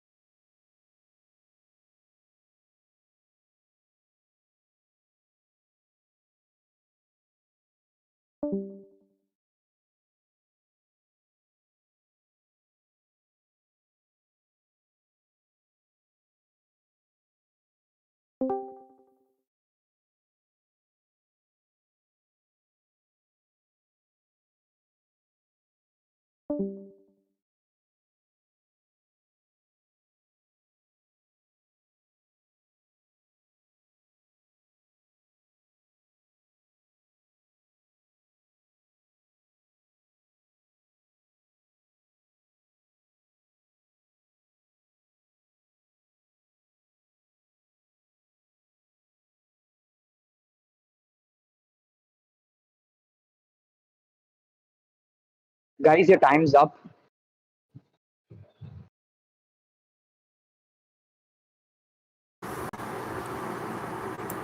Yeah, turn on your videos, please. Yeah, thank you. The plaintiff can go ahead. Thank you, Honor. Your Honor, my name is Your Mridula. video is off. Your video is off. We want your video. Uh, Turn on your videos, please. I'm so sorry. May I start? Yeah, go ahead. Thank you, Honor. Your Honor, my name is Mridula, and I represent the plaintiff. Kosaski. And today you will hear how the defendant in this case, that is McDonald's, has clearly violated the rights of my client Kosaski. So today I will prove this, and Your Honor, this is why I ask for guilt, a verdict of guilty. So starting with the main point of my case, so Kozeski has visited McDonald's as a customer, and there he had ordered a cup of coffee. The facts are very clearly stated. He ordered for a cup of coffee, and when the waiter came back, there was actually a problem not only with the coffee's temperature but also with the packaging of the coffee. Thus, he had troubles in opening it, and thus spilled on him. And after spilling, he had several burns, and when visiting the doctor, he said that the temperature is really high. So this clearly violates my customers' rights, because McDonald's is responsible for what they sell. What they sell is coffee at the prescribed temperature rate, and the rate at which they have prescribed this coffee is way above the average one. Also, using judicial precedent, I would like to say that a similar case happened in the year 1880 versus another company. In the similar way, the verdict came in such a way that the company is responsible for all actions by the waiters or any of their employees. Thus, in this case, there's an equal fault also at the waiter for not being careful with the packaging. So this is at most a case of extreme negligence by the company, and must owe the full potential value back to my client. Also, most importantly, the waiter too has several previous histories. In fact, 2 months before, he has been suspended for such a similar emergency where he hadn't taken care of the packaging well. Such a person must not even be employed in companies such as McDonald's in the first place. They have clearly been extremely negligent, and this is more than the drinking capacity. It's extremely illegal to do something. The customer did not sign for this, and using the And since the master of this employee is McDonald's, they're entirely liable and they do definitely overcompensation towards ourselves. There's a such set of rules that restaurants must follow, and they owe a care of duty towards its customers. And in this case, they have failed to care for the duty, and they have at most violated the rights of our customer. Thus, I want a verdict of guilty and the required compensation. Thank you. The defendant, please go ahead. And Okay, everyone mute yourself except the defendant. Excellent. Yeah, go ahead. Okay, I am representing the defendant of my client McDonald. Actually, the plaintiff's client, that is the person, has visited the McDonald's for coffee actually in the morning. But it is not the blame on us, because the person has ordered a coffee. We have served it hot. Why are we serving it hot? Because there should be no bacteria on the milk in the coffee, because there is an acid called lactic acid on the milk, and there should be no presence of the bacteria. We are really concerned about the customer's health, and so we are serving it very hot, and it is customer's conscience. It is customer's conscience that it is hot or not. He has to touch and see. He will have the touch sense, right? So he have to touch and see whether it is hot or cold. So that time he has, if it is very hot, then he have to wait for a few seconds, because we are really my client, our company is really a world's largest restaurant, and we are really concerned about our customers' health. So we'll serve it hot, very neat, and our customers will be served with good, the boys who are really serving, they are well trained. They are being trained in the hotel management, when they are giving jobs, and we are seeing the correct personalities, and we are giving them jobs, and they are serving correctly. You can have the CCTV camera, and you can also you can have the evidence of CCTV camera, and you can see that whether the person, it is his own mistake, he has spilled on it, and he is blaming on the company, and he has got the burns. It is all the persons who are visited the company, who has visited the restaurant, and they have spilled it. It is on their own problem, and they are only spilling it with their own hands, not in our hands. We didn't spill it, or our staff did not fill, they did not pour on their customer, right? So there is nothing to blame our company at all. There is nothing our company is the best company in the world, and it's serving all around the world. Then why are we getting we are really badly sued by the plaintiff, I hope. So, Your Honor, that's it. I have completed. The plaintiff, if you have questions to the defendant, please go ahead. Yeah, I'll ask it. Plaintiff, do you agree that... Go first. I'm sorry. Okay, no problem. The plaintiff should go first. Okay, what you've been claiming, your entire argument is that the customer has signed up for this. But the truth is the customer hasn't signed up for a coffee. He has signed up for a hot coffee, but only to the limited temperature. Beyond this temperature is illegal. It's not allowed. No human can sip. It's not for killing bacteria or something.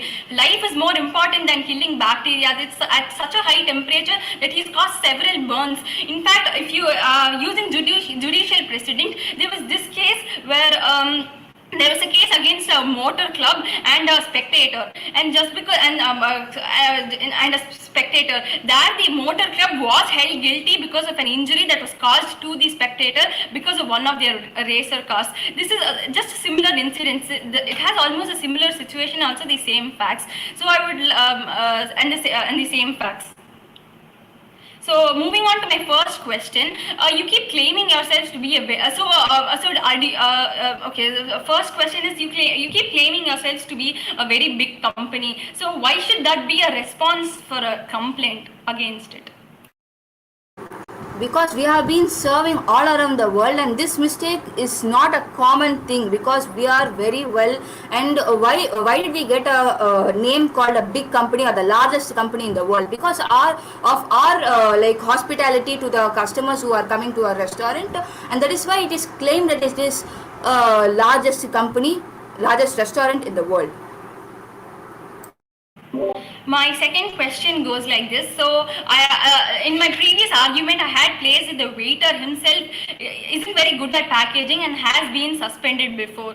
So, but you never seem to agree towards that point. You keep saying that your waiters did go to hotel management in different training programs, but there's a clear suspension letter of the waiter 3 days ago. And there's been, this is not, and that wasn't the first time. He can be excused for the first time, but there are several situations where this waiter has been extremely imperfect in his job. So shouldn't such an employee towards such a big company that you claim, shouldn't they throw away such an employee instead of making him cause more and more harm to the customers you apparently care about? Yeah, actually, I'm the plaintiff is wrong. I hope so, because you can see through the CCTV camera. It is well packaged, right? And I can also tell that he has been suspended for 3 days ago, and there are no more staff in the in this COVID situation. There are no more staff in the company, so the person has been recruited again as a new type. So he has been getting job in that same company and has been continuing there. This again does this. You're on mute. You're not allowed. One second. Give me a second. Guys, stick to facts. Do not bring up your own evidences. You're not allowed to do that. It should be the fact we have given and normal general facts. You can't make up your own evidences. So please stick to that. And also, I don't want this to go on and on. Just two times in each individual will get a chance to question and answer. That is how it works. And don't bring up your own evidences and your own creativity. Try to stick up with the scenario which is given to you. Again, the response of the defender, again and again, you seem to violate our customers' privileges. Just because you didn't have staff, you cannot send a random staff who's not good at his job to serve the customers. If you actually care about the customers, you should make sure that you have the best employees and who are available at all times of distress. Just because it's a pandemic, this cannot be an excuse, and this clearly shows that your company has. We're running out of time. Keep it precise. Does not care about their customers. Thank you. Can I go with the question? Two questions. Dependent. If you have any questions, just shoot out. Make it very precise. Okay. So, does your plaintiff, that is a client of yours, plaintiff, does he has the conscience that it is hot or cold? Does he have the touch sense or what? The humans can realize whether it's hot or cold, but since he's not a thermometer, the exact Celsius or the Fahrenheit he will not be able to detect it by just touching the package. Okay, the second question is, you can see the steam coming from the coffee, right? And you can even see how hot is that coffee. Then why can't you realize that the coffee is hot, I should not drink? That brain conscience is not there for your client. Is it true?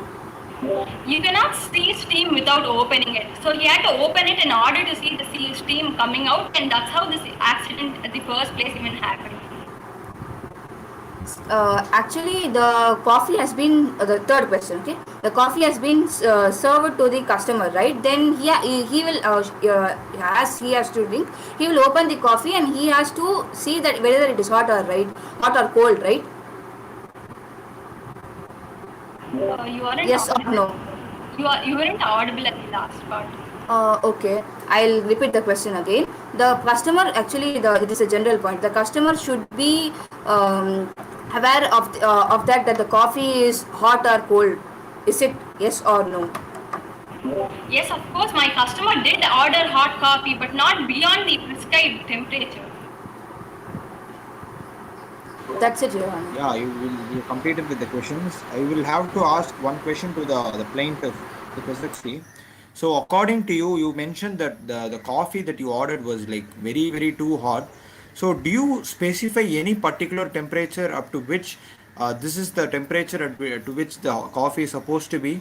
As in, it doesn't make sense. Do you have to carry a thermometer along with you and have to tell the particular temperature at how the coffee is supposed to be?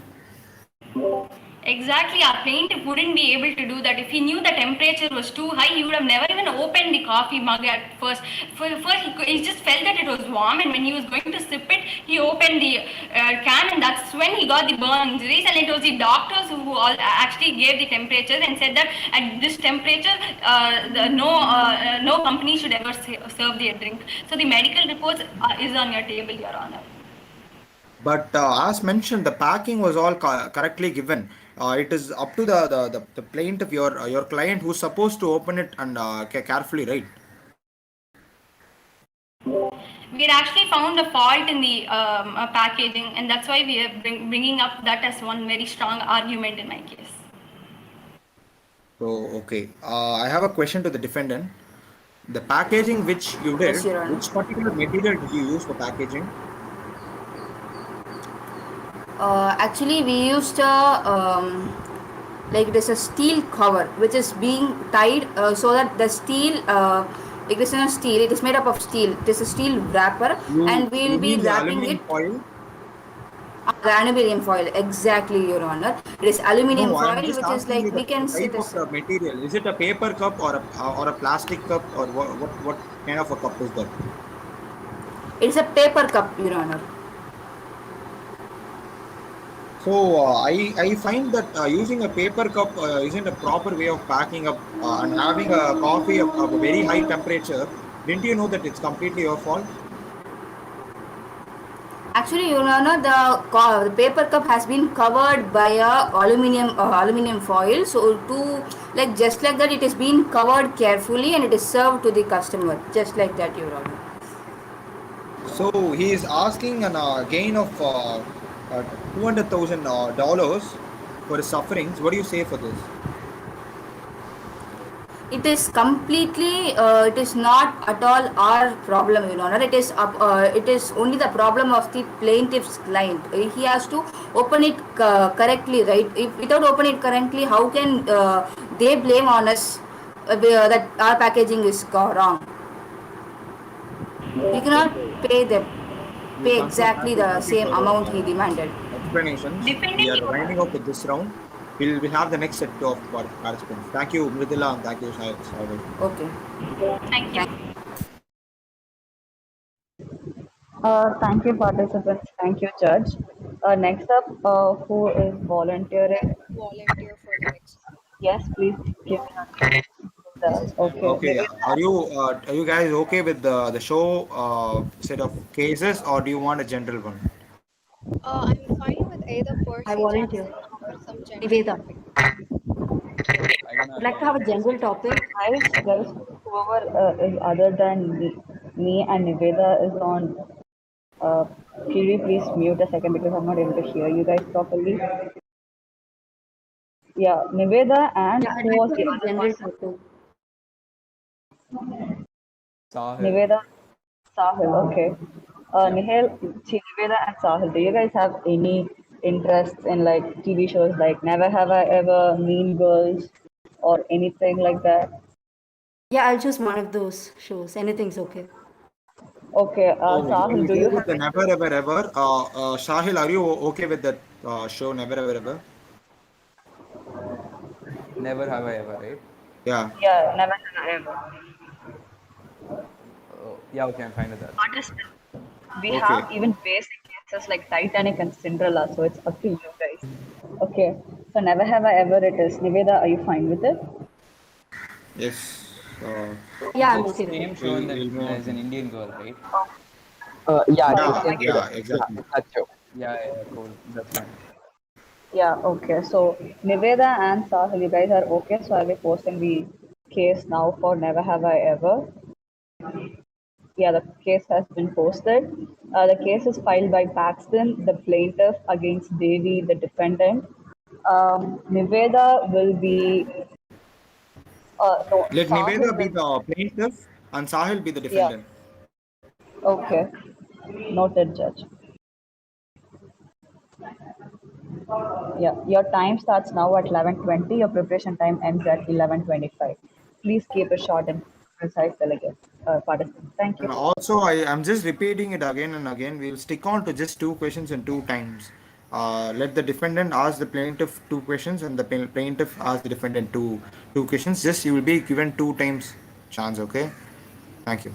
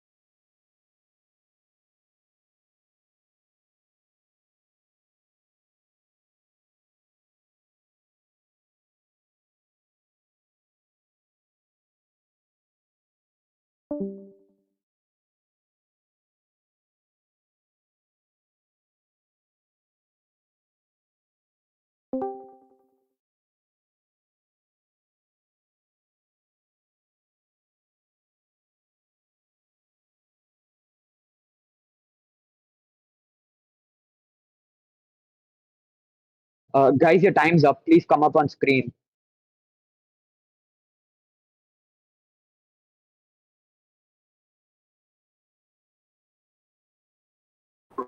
Am I visible?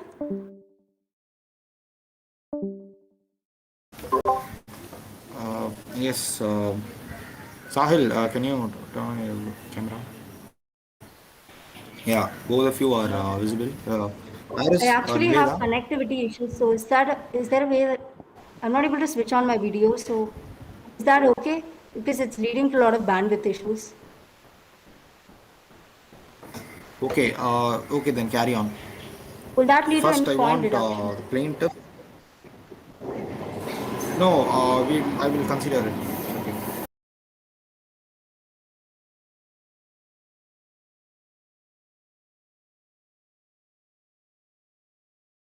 Okay, so shall I start? Yes, plaintiff, please go. Thank you, honorable judges. Once again.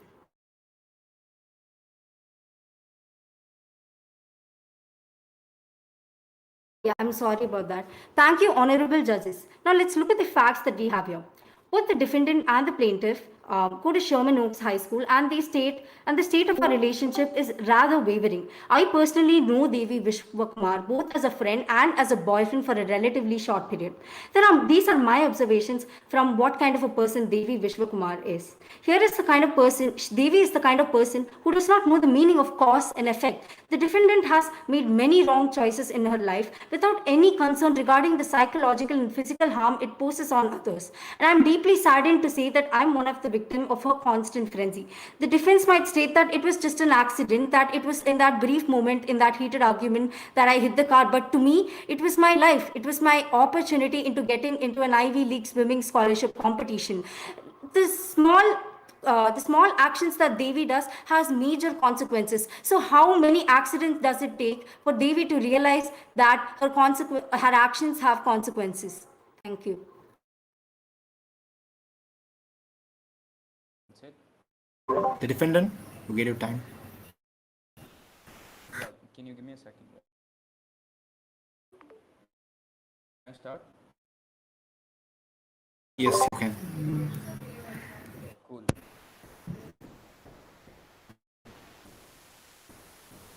You and a person are having an argument. I am just saying it hypothetically on a street, and while arguing with you, that guy or that person moves backwards towards the road and a car hits him. Will it be fair if I call it your fault? No, right? That's the exact situation here, Your Honor. Paxton and Devi were having an argument inside the house. Paxton, out of rage and anger, went up to the street, which Devi did not force him to. She was actually calling him inside to have a conversation without any violence. But even though Paxton left the house and going on the street, he was arguing with Devi, which is one thing. But guess what? While he was arguing, he was walking backwards, which is his fault, his mistake, which Devi cannot be responsible for. Secondly, the argument was absolutely verbal, which means there was no physical harm in the argument.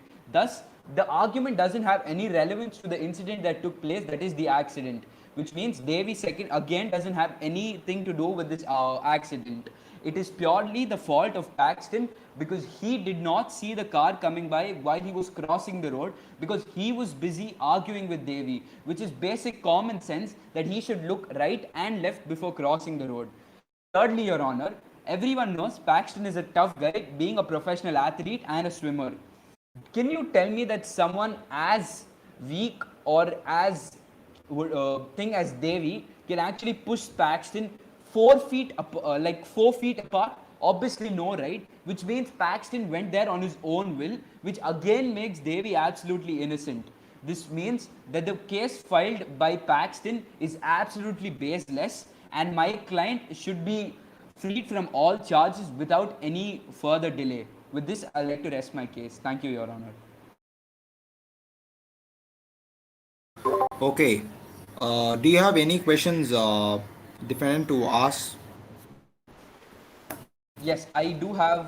I have two questions. Firstly, The defendant continuously, the plaintiff continuously said that Devi has made a lot of mistakes, accusing my client of making mistakes day by day and each and every day. I ask one simple question: what is wrong in those mistakes? And who doesn't make mistakes? Everyone do learn. So why is it such a big problem that if my client makes mistakes, considering the fact that she had nothing to do with Paxton's accident?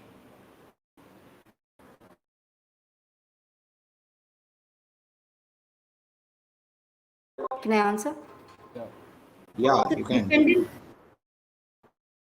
so the defendant here does not realize the fact that making mistakes is okay. It's all part of the teenage life. But the defendant ever learn from the mistakes they make? Yeah, of course. Let's just go spread rumors about someone having an eating disorder, um, and then an approach to forgive and an approach to ask for forgiveness. Do something even more crazy. The problem we have here. Wrong facts. Let us stick to Paxton, not to somebody else. No, we're talking about Devi's character in No, this the case, case was which related to has led Paxton to and the an. argument. The case was never about Devi's character. So answer what my question and not what a character is. Oh, are you saying that Devi's character does not affect whatever happened to me? Devi's It is character had Devi's nothing to do character with that you. led I to all of clearly this. It's proved that Devi's Devi character did that not leads touch to. you. You were the one who went backwards. Secondly, we are here to fight a case on Paxton and not on what rumors did Devi spread or not. Spreading rumors is not a crime by law yet. So let's focus here. Guys, this is not a debate. This is Please mere. maintain decorum. Guys, 1 second. This is not a debate. Please maintain decorum. Answer to facts. Do not bring out anything else other than Yeah, facts. I want you to answer to one particular the question which is being pointed to you. I don't want any quarrel or an argument to take. Sorry, Your Honor. Yes, you have any other questions? Yeah, my Defender, you have second any other question questions? is Paxton just said so much bad about my client Devi. Why did he ended up dating her then?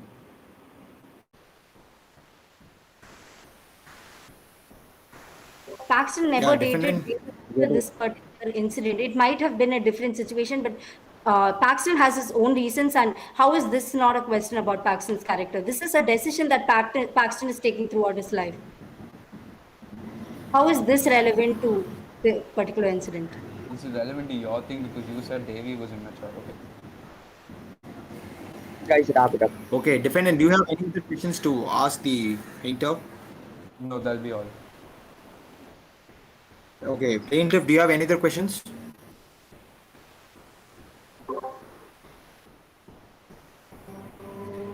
Hello?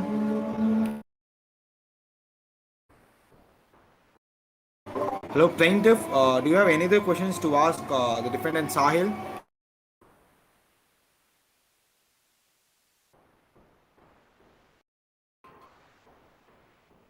Niveda, you're not heard. Hello, Niveda. Can you unmute yourself? Do you have any other questions? Or shall we wind off?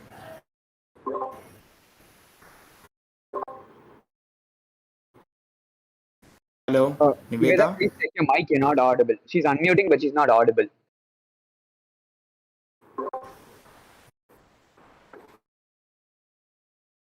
Hello?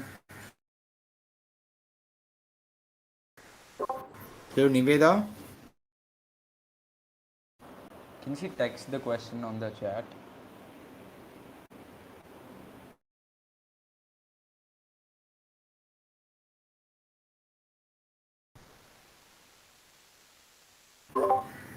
Hello, Karthik? Karthik, you there? Judge, she's asking if she can type the question in the chat. Yeah, okay. Judge. Just a second. Yeah? She's asking if she can type the question in the chat. Yeah, okay, yeah, she can. Carry on. And this will be a last question, guys.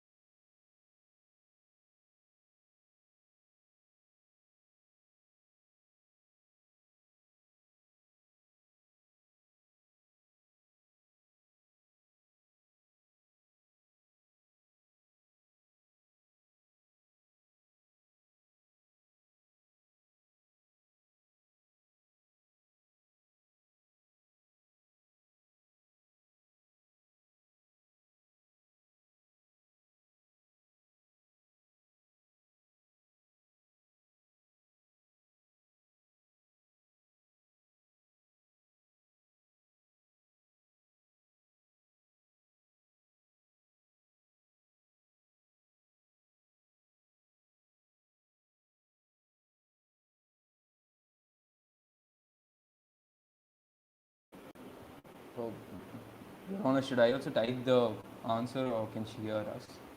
I guess she can hear us. So If you can hear, you can speak, Sahil. Cool.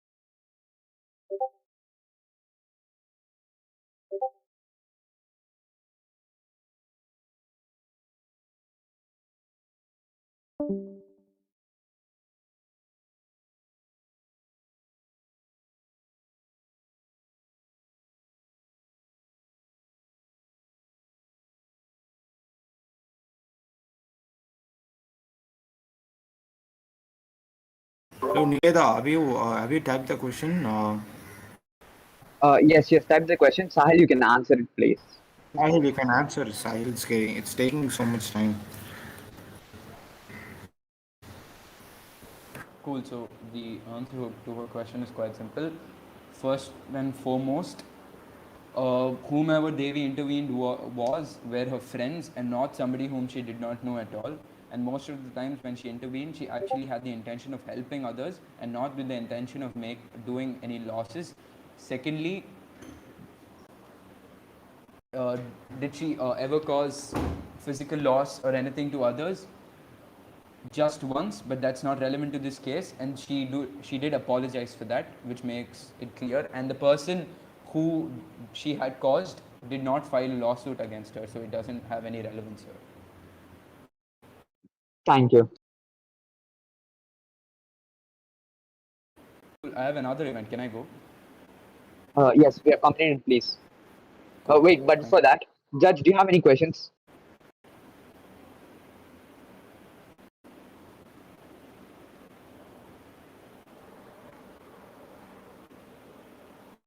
Judge.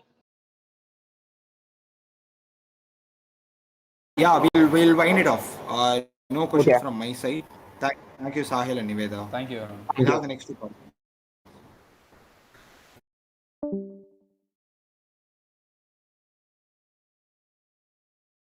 Okay. Whoever's using the ID snail, I guess it's Sai Krishraj. Hiraja. Uh, Hiraja.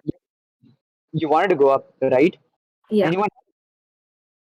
Yeah, I would want Okay, to. go for it. Actually, Okay. we decide. I thought it was decided before. So Yeah. Yeah.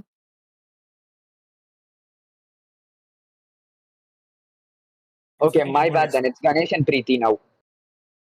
Yes. yeah, yeah. Okay. I'm sorry. You wanted a general case? We'll be posting in the chat box, guys. Yes. Thank you. Yes, thank you.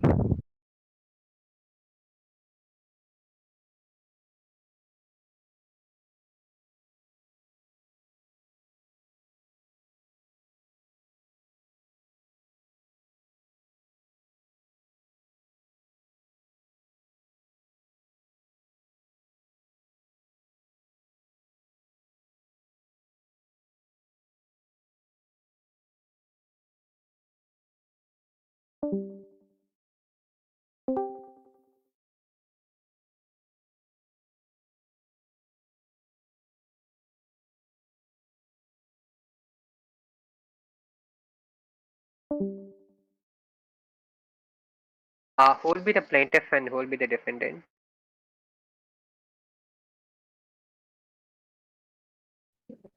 Yeah, so Preeti will be the plaintiff and Ganesh will be the defendant. Thank you. Okay, thank you.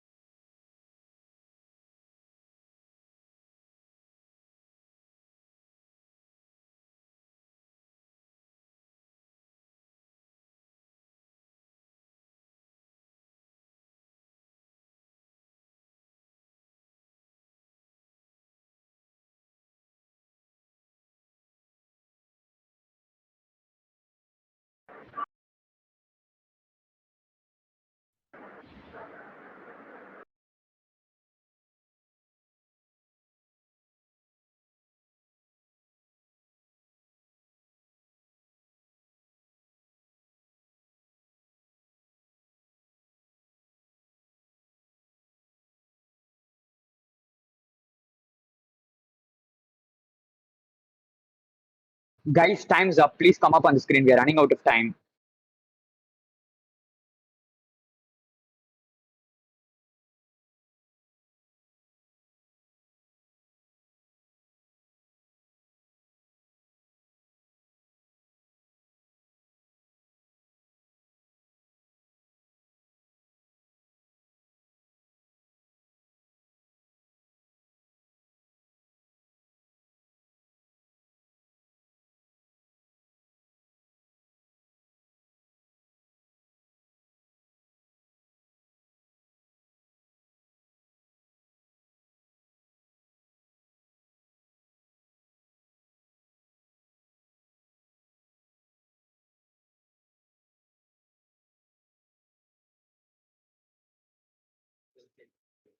The plaintiff, please, you can start.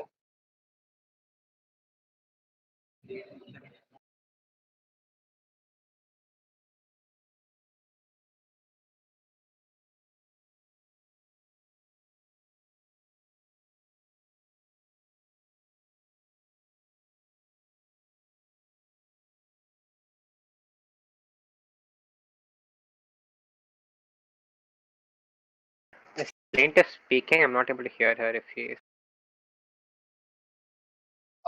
No, the plaintiff is not speaking. Even we are not able to hear her.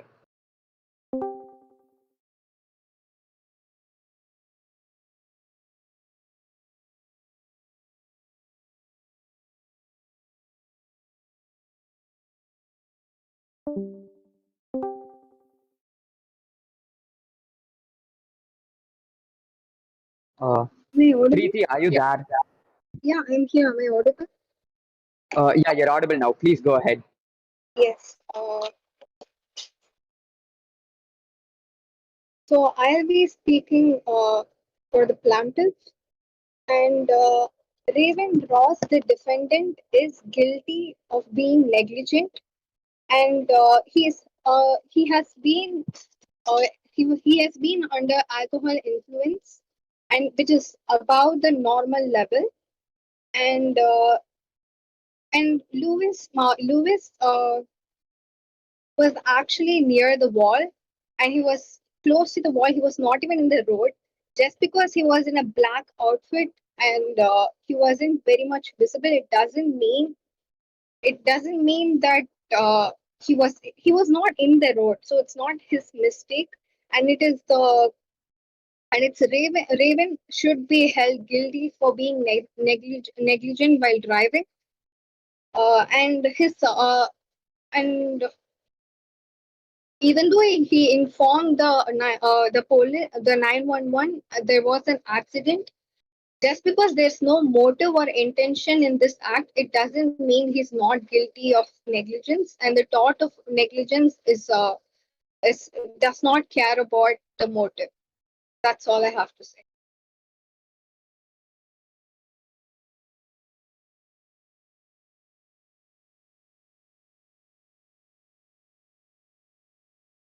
May I begin if I'm audible?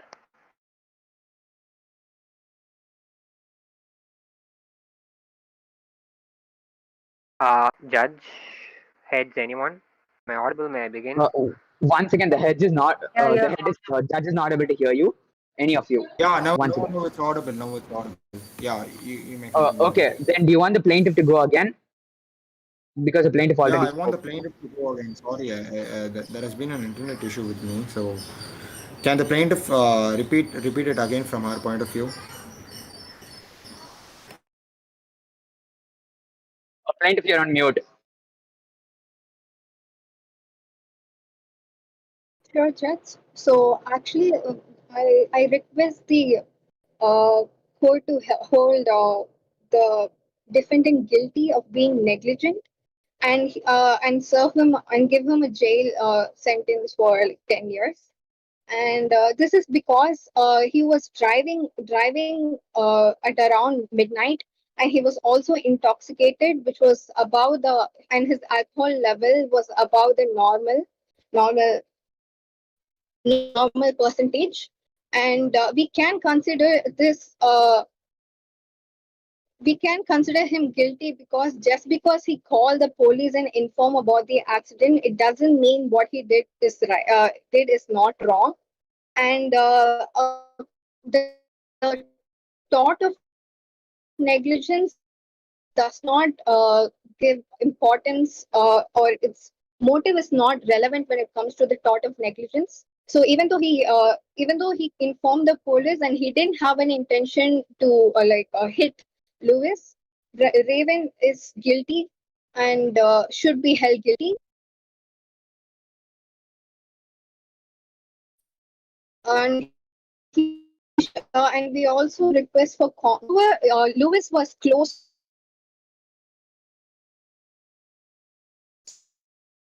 There's no chance that he can be it's not his fault. That's what I'm trying to say. Your voice is inaudible, Preeti.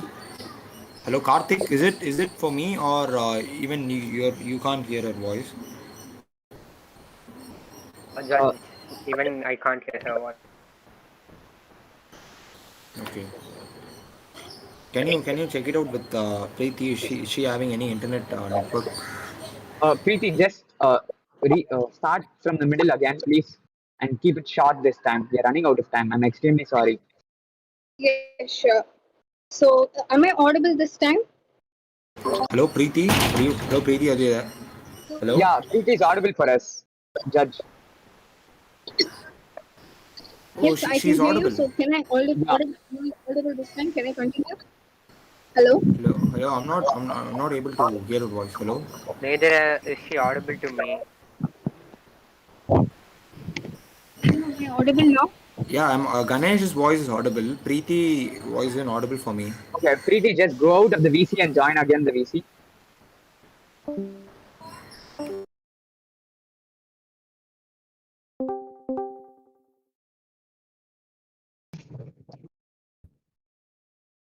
Am I audible now? Yeah, Preeti, you are completely audible. You may continue. Okay, thank you. So, all I was saying is that Raven should be held guilty of being negligent, and it is his mistake to have to be in under to be driving under the influence of alcohol, and his the level of alcohol in his blood was above the normal level. And even though he informed the police about the accident, it doesn't mean what he did is not a mistake. And the thought of negligence does not care about the motive. So he should be held guilty as Lewis was near the wall and was not even in the road. That's all I have to say. Thank you. Defendant, please go ahead and try to keep it as short as possible. So could I like time myself? Yes, you can start. I'll be starting in 3. Your Honor and respected folks of the jury, let us be really clear about this case. When you have the decision of sentencing an innocent man to over 10 years in prison, you need to consider the fact that he is guilty beyond reasonable doubt. This case then has two main components, however, both of which must exist to prosecute, and we are telling you neither of which are being fulfilled here. Firstly, actus rea, the action. They are suing us for hit and run. However, my client did most reasonable thing of calling 911 immediately after the incident happened. The further question is why did this happen in the very first place? And let us be really reasonable here as well. It was pitch dark, 11:25 p.m. Mr. Parker was wearing a full black dress and was painting graffitis on the wall and did not wish to get caught, due to which my client could not see him, right? So A, he was himself in the act of committing vandalism, and B, there is no reasonable way even a person who's not under the influence of alcohol could see him. Also, the fact that he did not violate this, my client did not violate the speed limit, also points out there is no imminent wrongdoing in this particular scenario. Secondly, the menace rea or the intention. There's no clear intent to cause harm. The fact that he called 911 immediately after and the fact that he did not violate any speed limits means that there is no intent.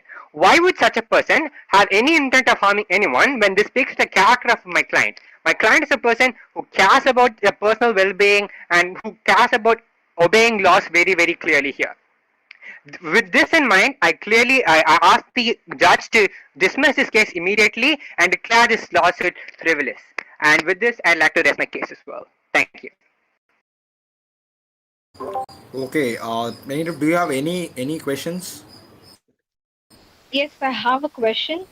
So we know that it is a North Park highway, and was there any all highways have headlights? I mean, not headlights, lights in the road. So uh, is it because of the defendant's inability to see due to being intoxicated, or was there no lights in that road? First of all, the case facts of the case suggest nothing in the presence of a light. Like you are wrong that all highways have proper functioning lights. The place where this accident happened may not have a proper light, which means that even then, it's dark, 11:25 p.m. when you're traveling in a car, you really can't see anyone, even if you're not intoxicated, who's wearing a black cloth and camouflaged with the surroundings. I think we have to be reasonable in this scenario. How does not having a light affect just because there's not much light, it how can you how did it lead to hitting a person in the corner in the wall? First of all, your client was engaged in an act of vandalism, and he was the one who's been vandalizing things near the probably not near the corner of the wall, but near those areas, which meant that the person who was driving clearly didn't have him in his purview, right?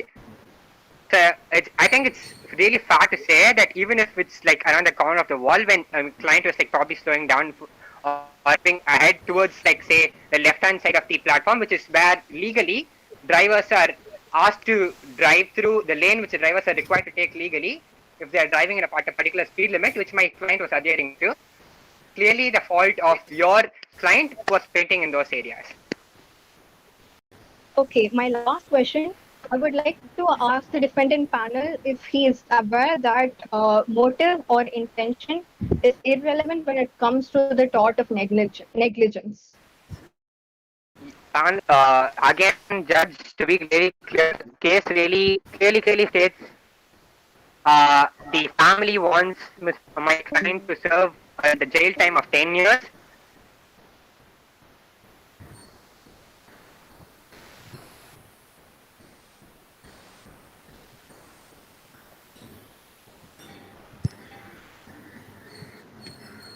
Hello, Uh, Karthik. he's not audible for us, Judge.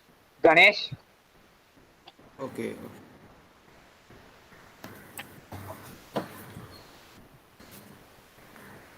Ganesh, can you please exit and rejoin?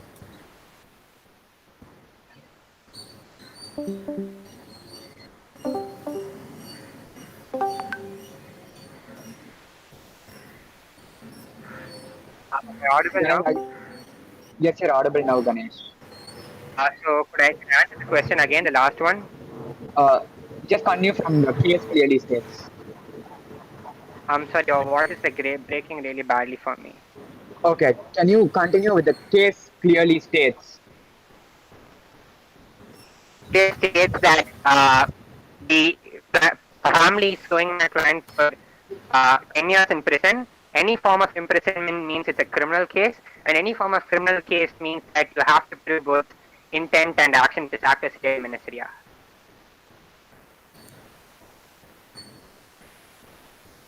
Was it clear? Yes, Judge, are you able to hear him?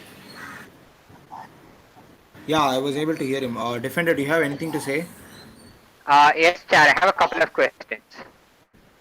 Yeah, make it Could, short. Okay, just one, just one. yes, sir, just one line question. How is it not a mistake of Mr. Parker, who engaged in acts of vandalism repeatedly in such places? Wasn't it a matter of time before such an accident occurred to him? So wasn't it negligence on the part of the plaintiff, in fact, if that's what you are suing for? I'm sorry, I couldn't hear you properly. Could you repeat your question?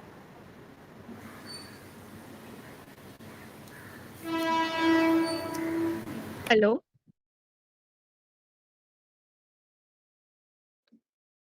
Okay, I don't think his network connectivity is proper, Judge. It's up to you what you have to do now. Yeah, keep your question short and precise, please. I'm sorry, I didn't even begin to ask my question. How is it not a mistake of Mr. Parker to engage in vandalism repeatedly?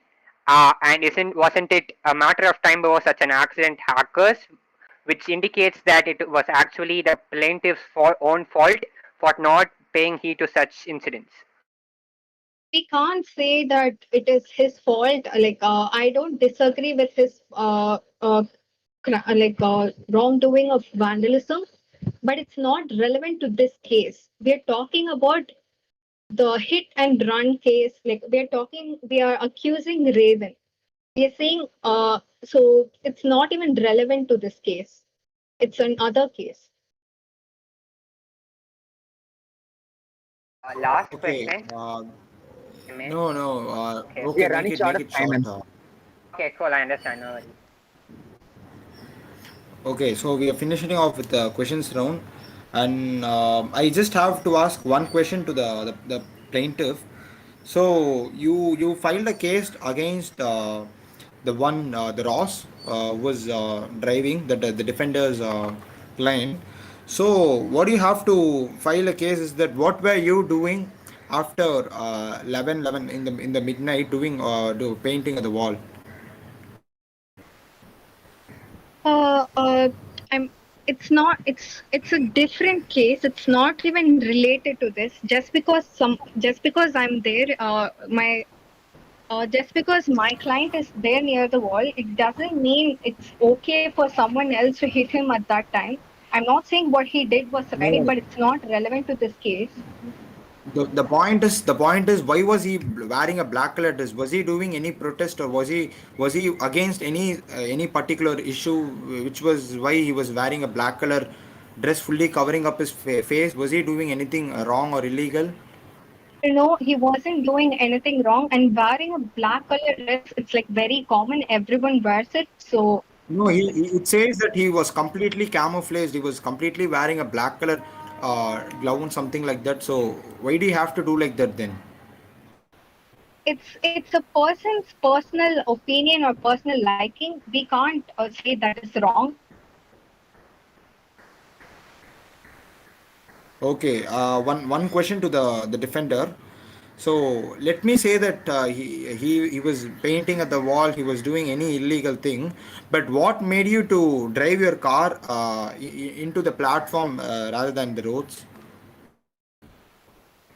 And the first thing before that was, even after knowing that you were drunk, what made you to drive your car from all the way to your home then? Sir, Judge, first of all, for the first question, my client's alcohol level was just above like normal,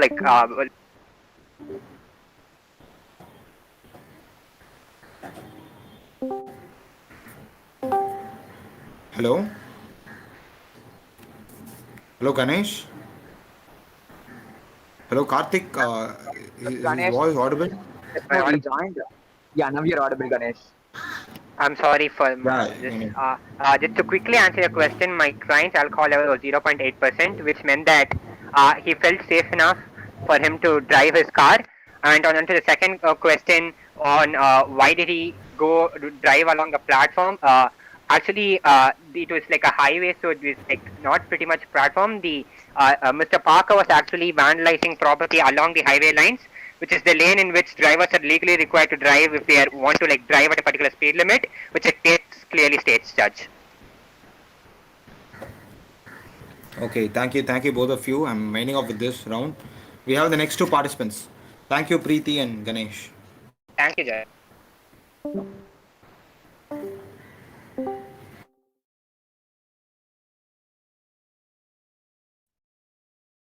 Guys, any volunteers? We have one volunteer. We need one more person. Yeah, yeah, I will volunteer. What's your name? Surya Narayanan. Okay, Surya Narayanan and Krish Raj, if I'm not wrong. Yeah. Surya Okay. Narayanan and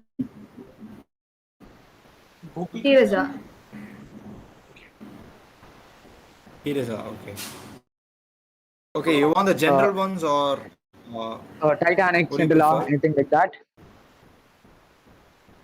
General one would be Okay, better. Karthik, can you post any general scenarios for Okay, them? Chapti is doing that right now. Okay, guys, it will be in your chat box.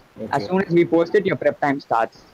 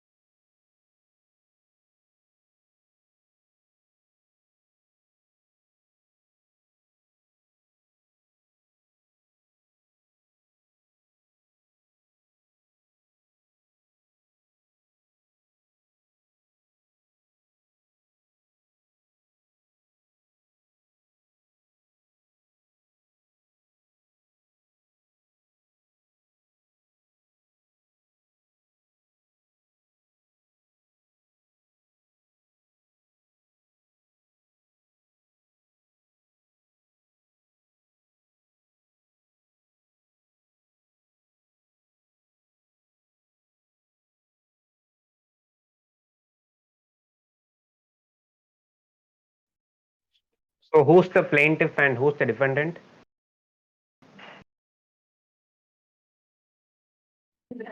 Sriraja will be plaintiff and so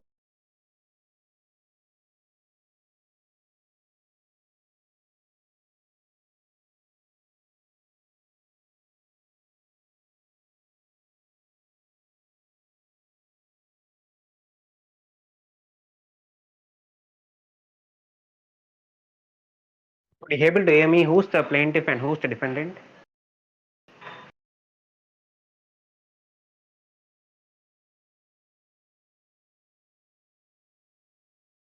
Priya, you be Sorry, the Sriraja, defendant. yeah, Sriraja is the Sriraja, you plaintiff, be the plaintiff.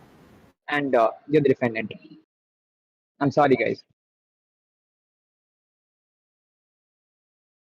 Sorry guys, I can't able to hear you two properly because you two were speaking at the same time. Okay, Could yeah, one speak?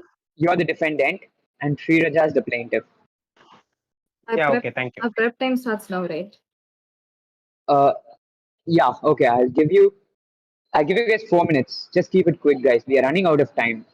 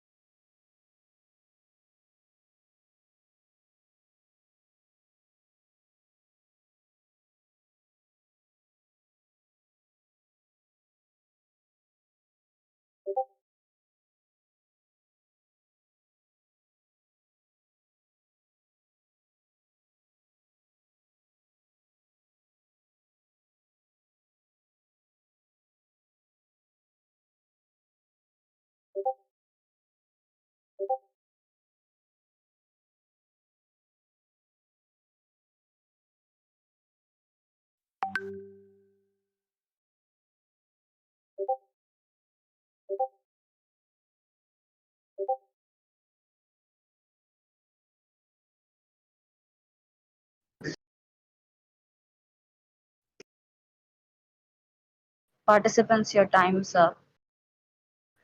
Plaintiff, plaintiff, please present your stance. Can I go? Am I audible? Yes, plaintiff, you can. Okay. Good. Your Honor, and the opposing counsel, good evening to everyone. I will be the plaintiff. I will be the prosecutor here defending my plaintiff. So first of all, let's go over the case a bit. Just a second. Someone who has the judge, can you please mute your mics? There is a lot of disturbance that is coming out of it. Thank you so much. Okay, so let's go. Let's run over this case. So Leighton Pierce, along with his several classmates, has built an app called Teacher's Pet, which is basically used to tutor other children, and it's an app which gives you like videos and sufficient study aids to tutor students. After this, the Teacher's Pet was established as an LLC and wanted an investor. We decided to invest on them with the given conditions of an operational agreement. Our operational agreement has clearly stated that we would be taking part in we will be taking part in most of the financial aspect of it, considering the fact that the app has already been created and is about to go up and running. So according to the operational agreement, which has to be signed before before investors invest on LLCs, before we creative technology investors invested on Teacher's Pet. The agreement signed was the decision-making aspect, the making of it, and the marketing of it would be taken up by Leighton Pierce, because they've already done Leighton Pierce and his team, because this has already been pretty much launched as an app without an investor, and we chose to take up most of the financial liability that comes along with it.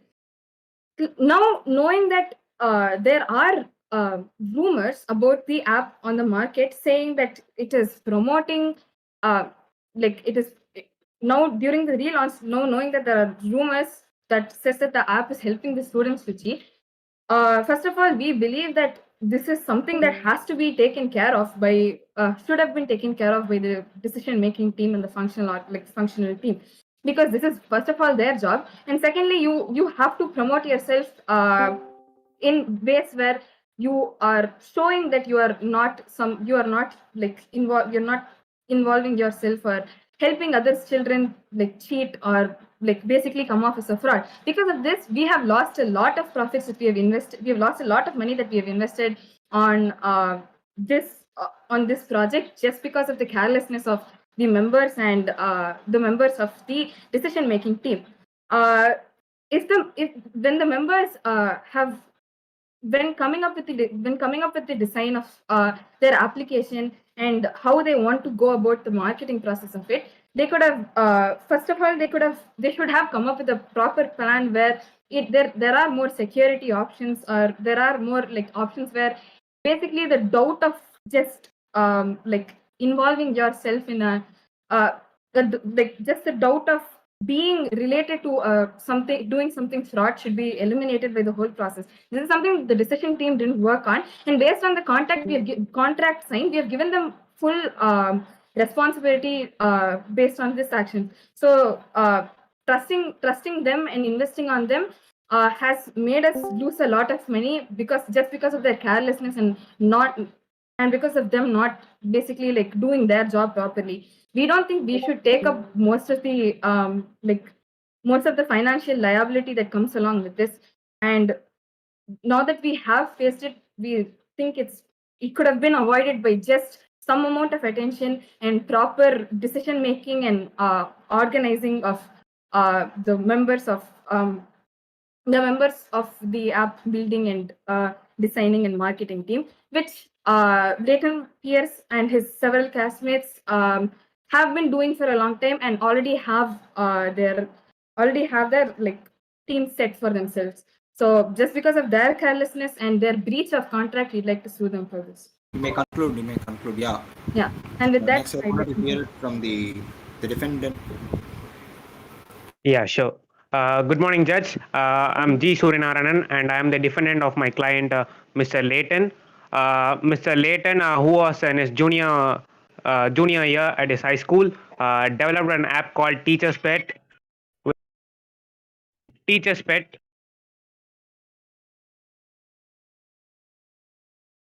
Yeah, sure. Developed an app called Teacher's Pet. During with the help of his teachers, as they mentioned in the case, is a computer programming teacher Alex Hart, and after completing the high school and during his freshman year college, he further still developed the app and took it to the next level and formed it as a LLC business. And my client has been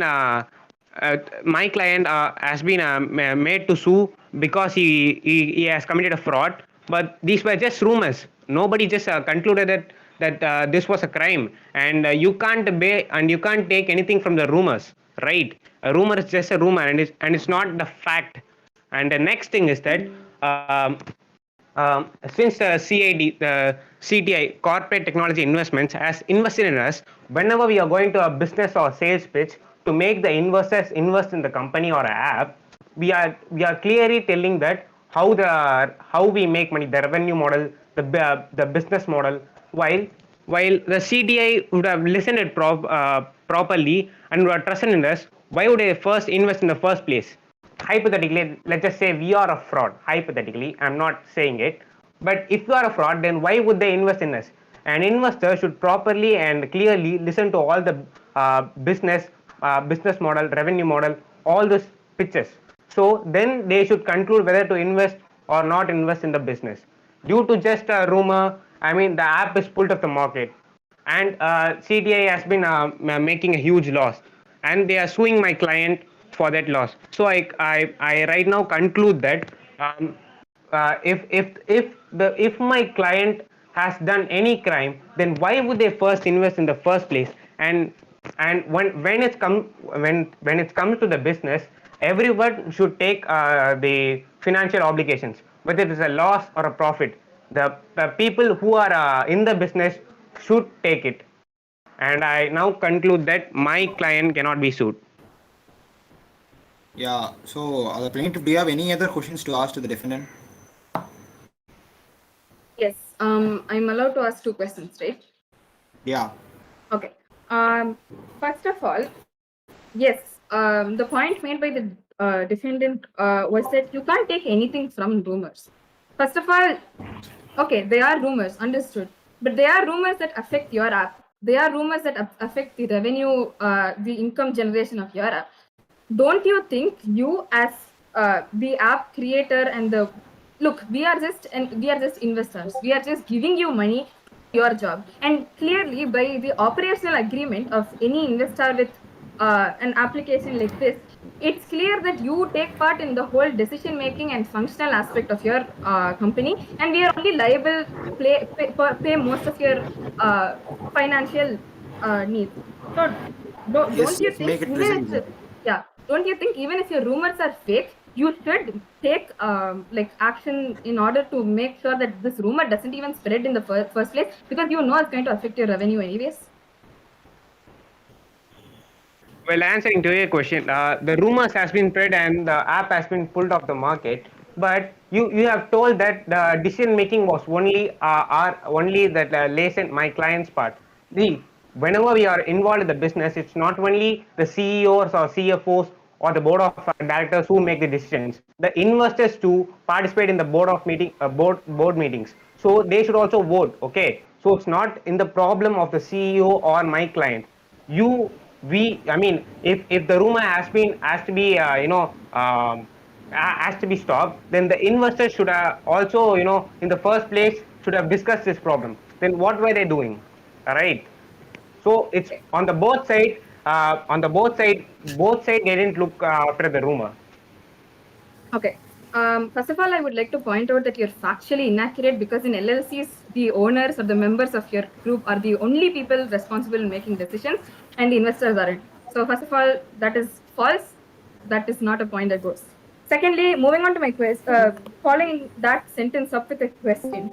So investors are not people who listen to your models. We are here to pay you, give you some amount of money to help you go out in the market. All right. According to how LLCs and investors work here, investors are people who give you money. LLCs are people who take decisions. And even in our operational agreement for getting into an LLC, which is also known as a contract, it has clearly been stated that you are the one who's going to take decisions and functioning aspect of your applications. So why wasn't So why wasn't this taken care of?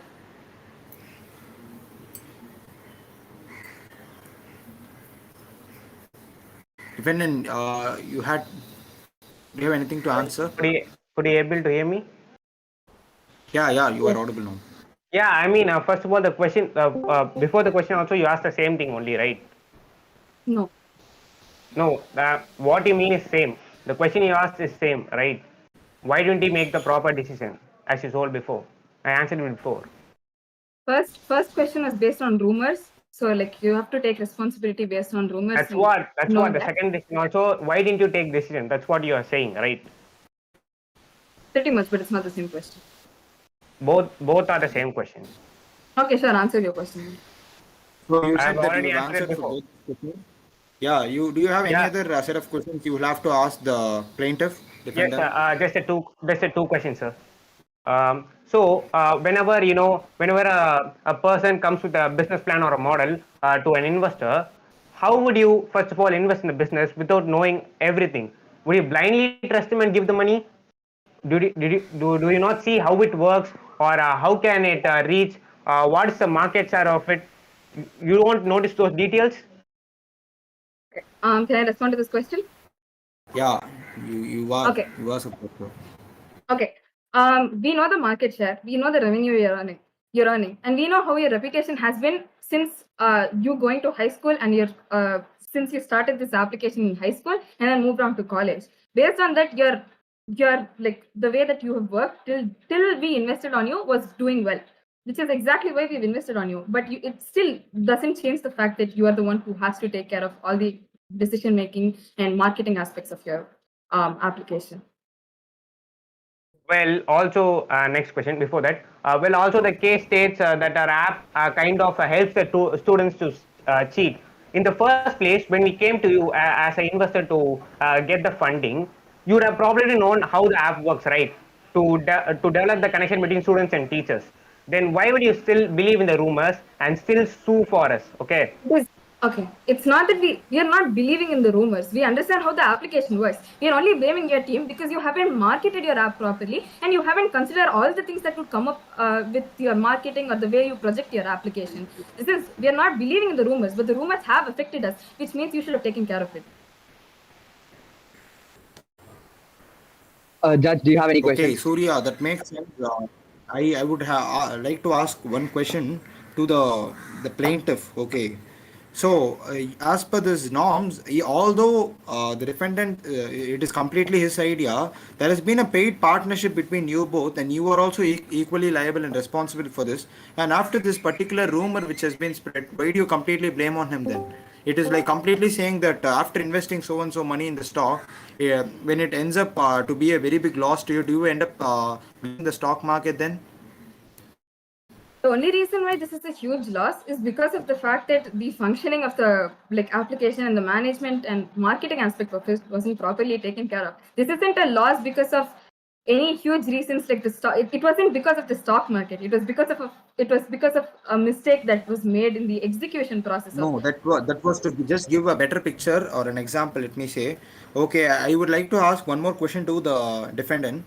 So this is completely your idea. Only the investment part is being taken by the plaintiff. So what I'm trying to say is that more than your app is being cheated, students have been using your app to cheat during the examination. What do you have to say for this then? Is it some Sir, sort of illegal tie-up with the students or? No, this is not an illegal tie-up for students. When my client went to the investors, we have probably discussed how the app works, right? And only right now, the rumors has been spread that the students have been cheating. Well, what before in the past, what happened? The students were using it properly, right? Maybe due to just some rumors from any site, people started using it as an illegal way. So I mean, in the past, the students were using it, right? So what you are trying to say is that during the testing period, the prototype period, the CTI was completely with you, and they didn't monitor it properly at that time. Yes, sir. I mean, when it comes to a business, both the investor and the people who run the business are liable for the financial obligations, sir. So there is no need to sue someone for the loss of your money, sir. Okay, so thank you both of you. I will be winding off with this round. The next two participants, please. Guys, any volunteers? Yes, am I audible? Okay, Akshita. Anyone else? Yeah, I want to. Okay, Gopal Krishna. Okay, do you guys have any common interest? Is Could Titanic we have a general case? I would prefer some. guys. Okay, Is I'll be posting Akshata the and details. Gokul Krishna, right? Yeah. Yes, yes.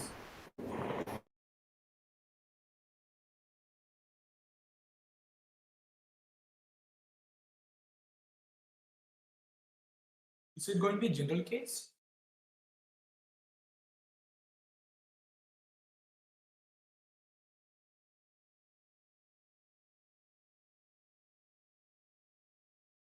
Yes, it's going to be a general case. I'll be posting it now.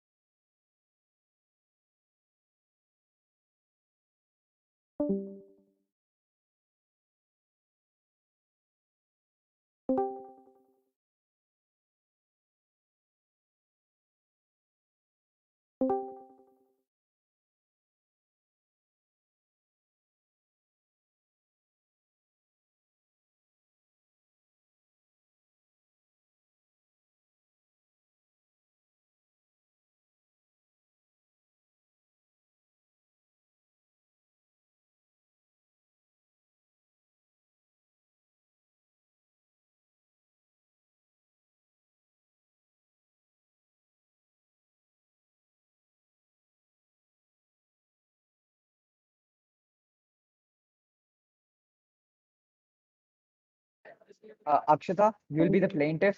Gokul Krishna, you're the defender. Guys, if you can hear me, please reply. Yeah.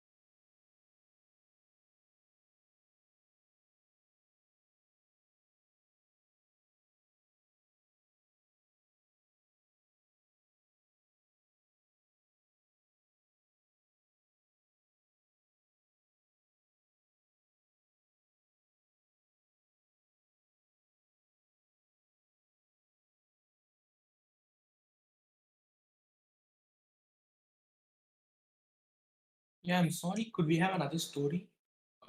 Like another topic? I'm sorry. Why should we have another one? I'm okay with this. Guys, why do you need another one? It's an okay. I am okay with this. Yeah, look, one person's okay. I cannot keep changing because we have a list of cases, and if all of them is going to read this case now, I cannot give this case to anyone else. Yeah, okay.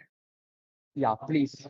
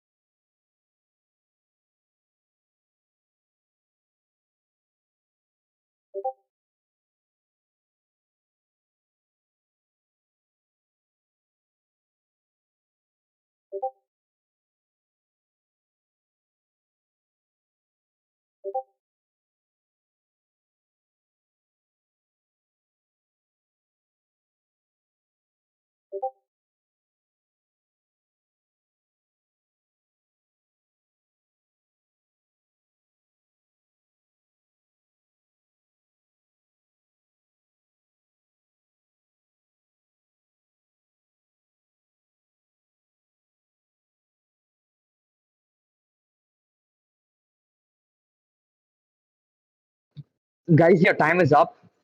So please come up on screen.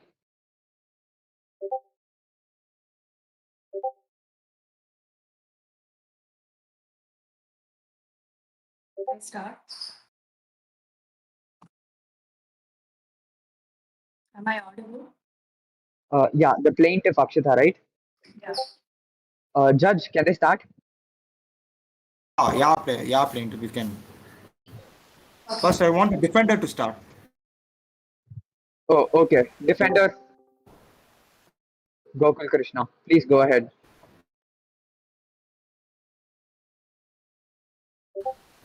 Yeah, 1 minute. Can I have a minute? I have some network connections. Can I have 1 minute, please? Please We are be running quick. out of time. Just make it quick, okay? By this time, we must have completed the round. We'll have left with one more participant. Make it quick.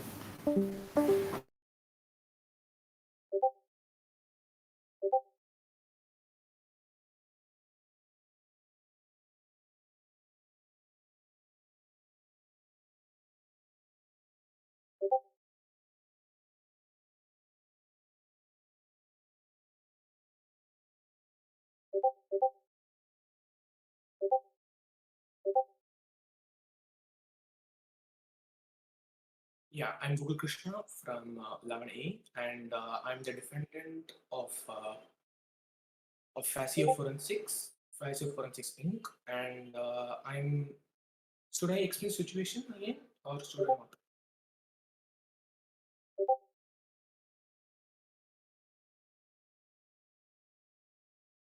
So here's the thing that Mark Sawyer, he's a minor, and he was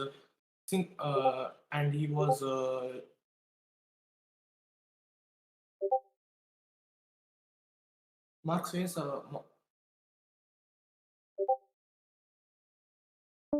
Hello, Gokul.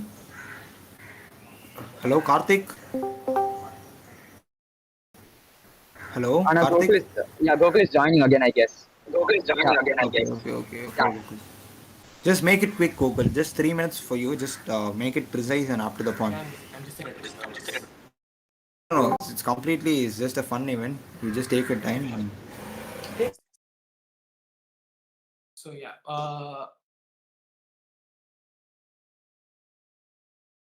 Mark Sayer is a minor child who's in attending a forensic camp hosted by Fascio Forensics and he was led by Carson Green, and he and some campus have been going through.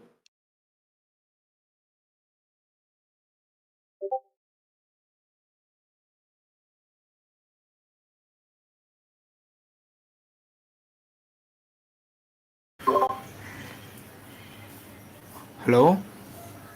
Gokul, are you there? Yes.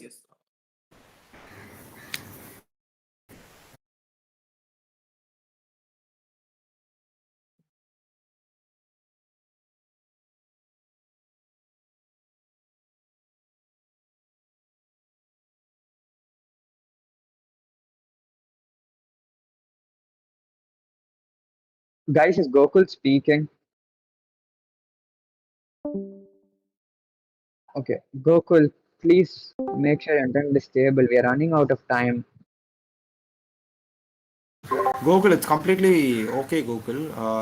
Just speak whatever you know, because we are running out of time. Or just conclude, or just say what do you exactly think. It's okay. Just 10 seconds or 15 seconds, whatever you feel. Just feel free and say. The thing is that Mark has type 1 diabetes, right? So he also has some headaches and probably many cases diseases like that. And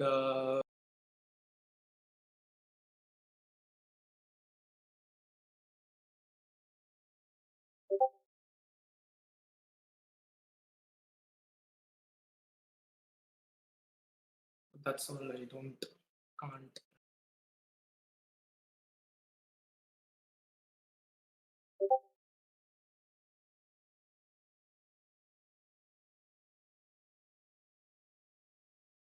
Judge. Hello, Karthik. Yeah, I guess Gokul told he can't do it. Okay, so we'll have the final participant along with Akshita for the same. Yeah. Is it okay? Who's the final participant who's yet to go? Guys, there's one more Do we person have who's yet any to other go. participant? Who's that? Who who is he? Karthik. We'll pair it up with Akshita and we'll just give them the same scenario. Yeah, once again, I'll just check the participants list. Okay. Shakti there? Shakti just now left. She told she'll be joining back for the finals. Okay.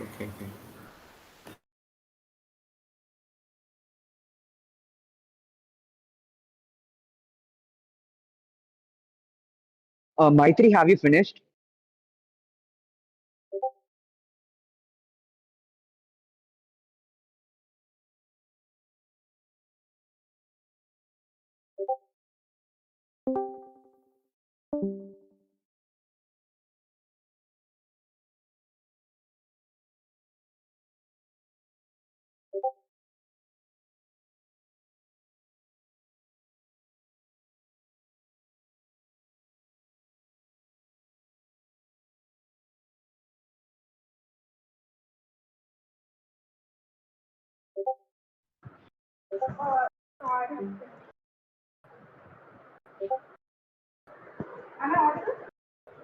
Marsha, have you completed?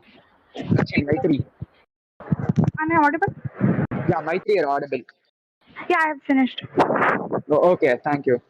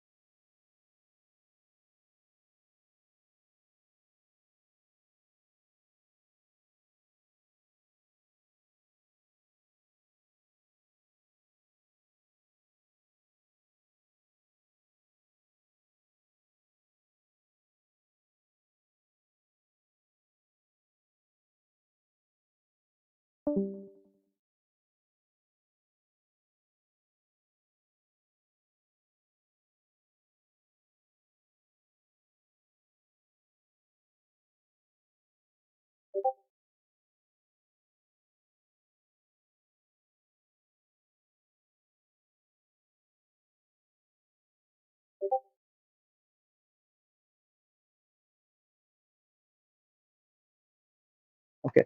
Akshata, are you there?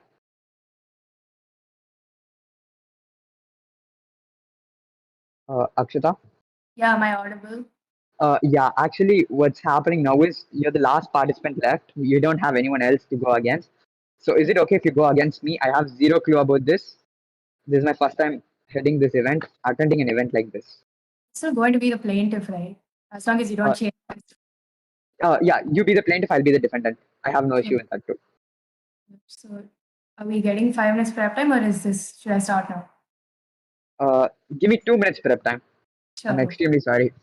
Yeah, it's fine. Yeah, okay. Got it.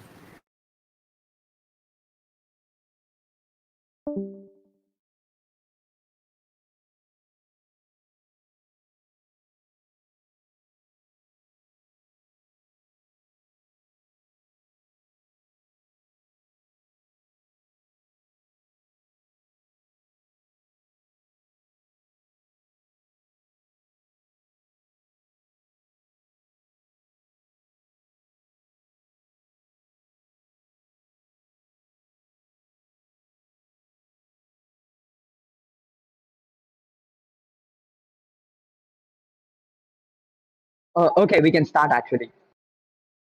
Okay, Karthik, you are the defender, right? Yeah, I'm the defender. Let Akshata start. She's the plaintiff, right? Okay, she's the plaintiff. Yeah, Akshita. You can.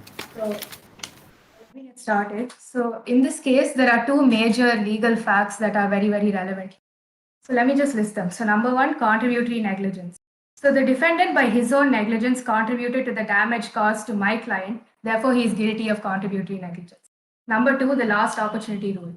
So, according to this rule, when two persons are negligent and if one of them had the later opportunity of avoiding the accident by taking ordinary care, then he should be liable for the loss. Now, let me explain why these two legal rules are very relevant in this case. Number one, it was clearly specified. The facts of this case are very clear. This was a forensic science camp. What that means is that all the science-related activities are to be conducted within campus. They should all be internal activities that are going to happen in labs, etc. This is how the whole event is going to be operationalized. So my client had absolutely no means of knowing that there was going to be this surprise off-campus trip, and therefore there's no way he can be held liable. The defendant is completely responsible for this. Number two, let's say that this off-campus trip happened, and even if this did occur, when this is a formal event conducted by Fazio Forensics, the least they can do is ensure that there are appropriate rules and regulations, and that there are mechanisms in place that ensure that the students are kept together and there nobody gets lost, etc. So the facts of this case are very clear. Every single way you look at it, Fazio Forensics is guilty and they are culpable and should be held liable for my client's injury. So with that, I would like to come. Judge, can I go ahead? Yeah, Karthik. Thank you, Judge. Okay, I would like to bring in the point that the client clearly did not state that he had a type 1 diabetes disease. Okay, so what basically happens now? You can't expect us to keep a forensic camp fund, keeping it inside the campus. We got to go. We got to know more about the nature. Forensic basically means researching into some evidence. Nature is the perfect place to do such things. So we had to take them out. Keeping in mind to go to facts, he had a type 1 diabetic. He hid that from us. We could not take care of him. Okay, I would like to conclude telling that the person clearly did not state what he was. Okay, the person clearly did not state that he had type 1 diabetics, which led to everything out here. Thank you. Okay, Tain, do you have any other questions to ask the defender? So number one, Hello? am I audible? Yeah, you are. You Okay, can. so I have two questions. So firstly, the defendant is factually inaccurate. Forensic camps means that science activities are going to take place internally within campus inside labs. So in this case, my question is, how did the defendant feel justified in conducting the surprise off-campus trip with zero mechanisms in place to ensure the safety of my client? Okay, can I answer that? Yes, defender, you can. Forensic camp necessary need not be only inside the campus, okay? Forensic, okay. What basically forensic people do is they go to the place where a crime has taken place and investigate it. So basically, we wanted them to give an experience of what is going to happen. We wanted to keep it as a surprise. So we basically took them to the place. We wanted them to go ahead and search the place. It's not our mistake that we took them out. The person should have specified that he has a type 1 diabetes and he cannot come outside. Thank you. Okay. Am I audible? Can I ask my second question? Yes. Okay. Judge, you can go ahead, right? So, do you have any other questions, defender? Yeah, I do. Yeah, Can I I'm ask? asking the defender. Oh. Okay, I do have a just question. make it as a final question. Wait. Let the plaintiff ask. Let it be the final question. Okay. So, okay. Assuming that these activities outside of campus is allowed, which first of all was never imitated to my client, it was never relayed to my client, so they had no means of expecting it. Was allowed. Why were there zero rules and regulations in place to ensure that there was no injuries that happened attending the camp and to make sure that nobody got lost? How is this justified? Okay. I can justify that. Okay, rules and regulations were kept in place, except the thing was the group got separated in between. The place we took them was a large place and we could not identify them. So we did have precautions, but mistakes happen. Everyone are not humans. The justification is everyone is human. You think that justifies your negligence? Everyone are not robots to do everything correct. Mistakes take place. So that's what I'm trying to say. Okay, defender, do you have any other questions to ask the plaintiff? Okay, yeah, I have two questions. I'll just keep it quick and elaborate. Is it true that you had a type 1 diabetes and you hid that from the forensic camp? Yes or no? Yes, but that had absolutely no means of affecting the activities of this event because my client expected everything to be within campus. So my client had no means of expecting anything that was in this regard. Okay, keeping in mind that you go to a school, would you also hide that you have type 1 diabetics from your school because all the classes are taking inside?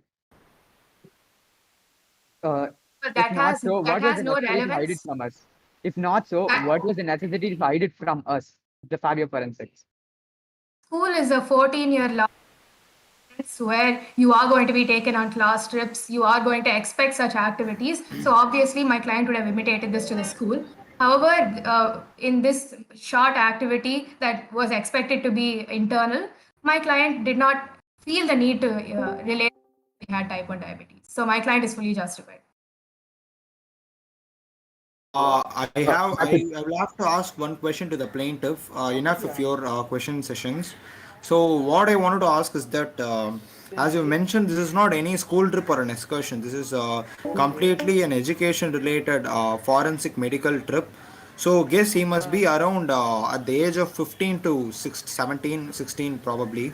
So he must be matured enough that he shouldn't go to a place where no one is there, and he is in the investigation reports. It has also been informed that he is having a type 1 diabetic. So wouldn't be because of his diabetic thing? No, it would not, because that my client having diabetes does not justify the negligence on the defendant's behalf. Because according to the last opportunity rule, when both people are negligent, if one of them had the later opportunity of avoiding the accident by taking ordinary care, then they should be liable to the loss. Considering the fact that the defendant did not take ordinary care by ensuring that basic rules and regulations were in place, the defendant is fully liable. Okay, I wanted to ask one question to the defender. Aish, Yes, sir. what your plaintiff has been saying is that he's been you had to be completely liable for this. What do you have to say for this?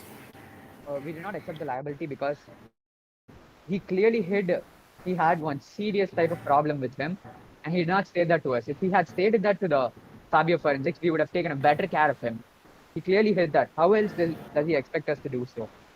Thank you. Okay, I had to ask a last question to the plaintiff. According to the reports, it has been said that he is having a diabetes type 1, but this wasn't been completely known by that the forensic camp. If you would have informed them in prior, wouldn't they taken up separate special care of your child, of your client's child? This question was just answered. My client No, just, does not impact the way he operates in a camp. Everything was expected to happen internally. My client having diabetes does not really affect anything here. He did not expect to be taken to an off-campus trip, and according to the last opportunity rule, the defendant is liable. The plaintiff rests her case.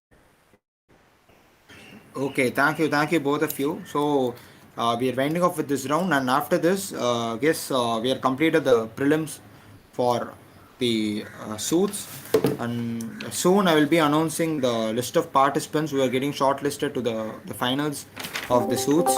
To the event, it's Shakti and Karthik. So thank you so much for all the participants. You did a great job. Many of you looks like this was the first time, and even you managed to do and adapt with the character and scenario which was given to you. And thank you so much. And thank you so much here, two event heads, Karthik and Shakti. Okay, guys, I'll be posting the finalist in like 5 to 10 minutes in the suits chat box as soon as I get it. We'll have a 30 minutes break, guys. We'll be starting by 1:30 and for 1:45. Thank you. Thank you. Thank you. Thank you.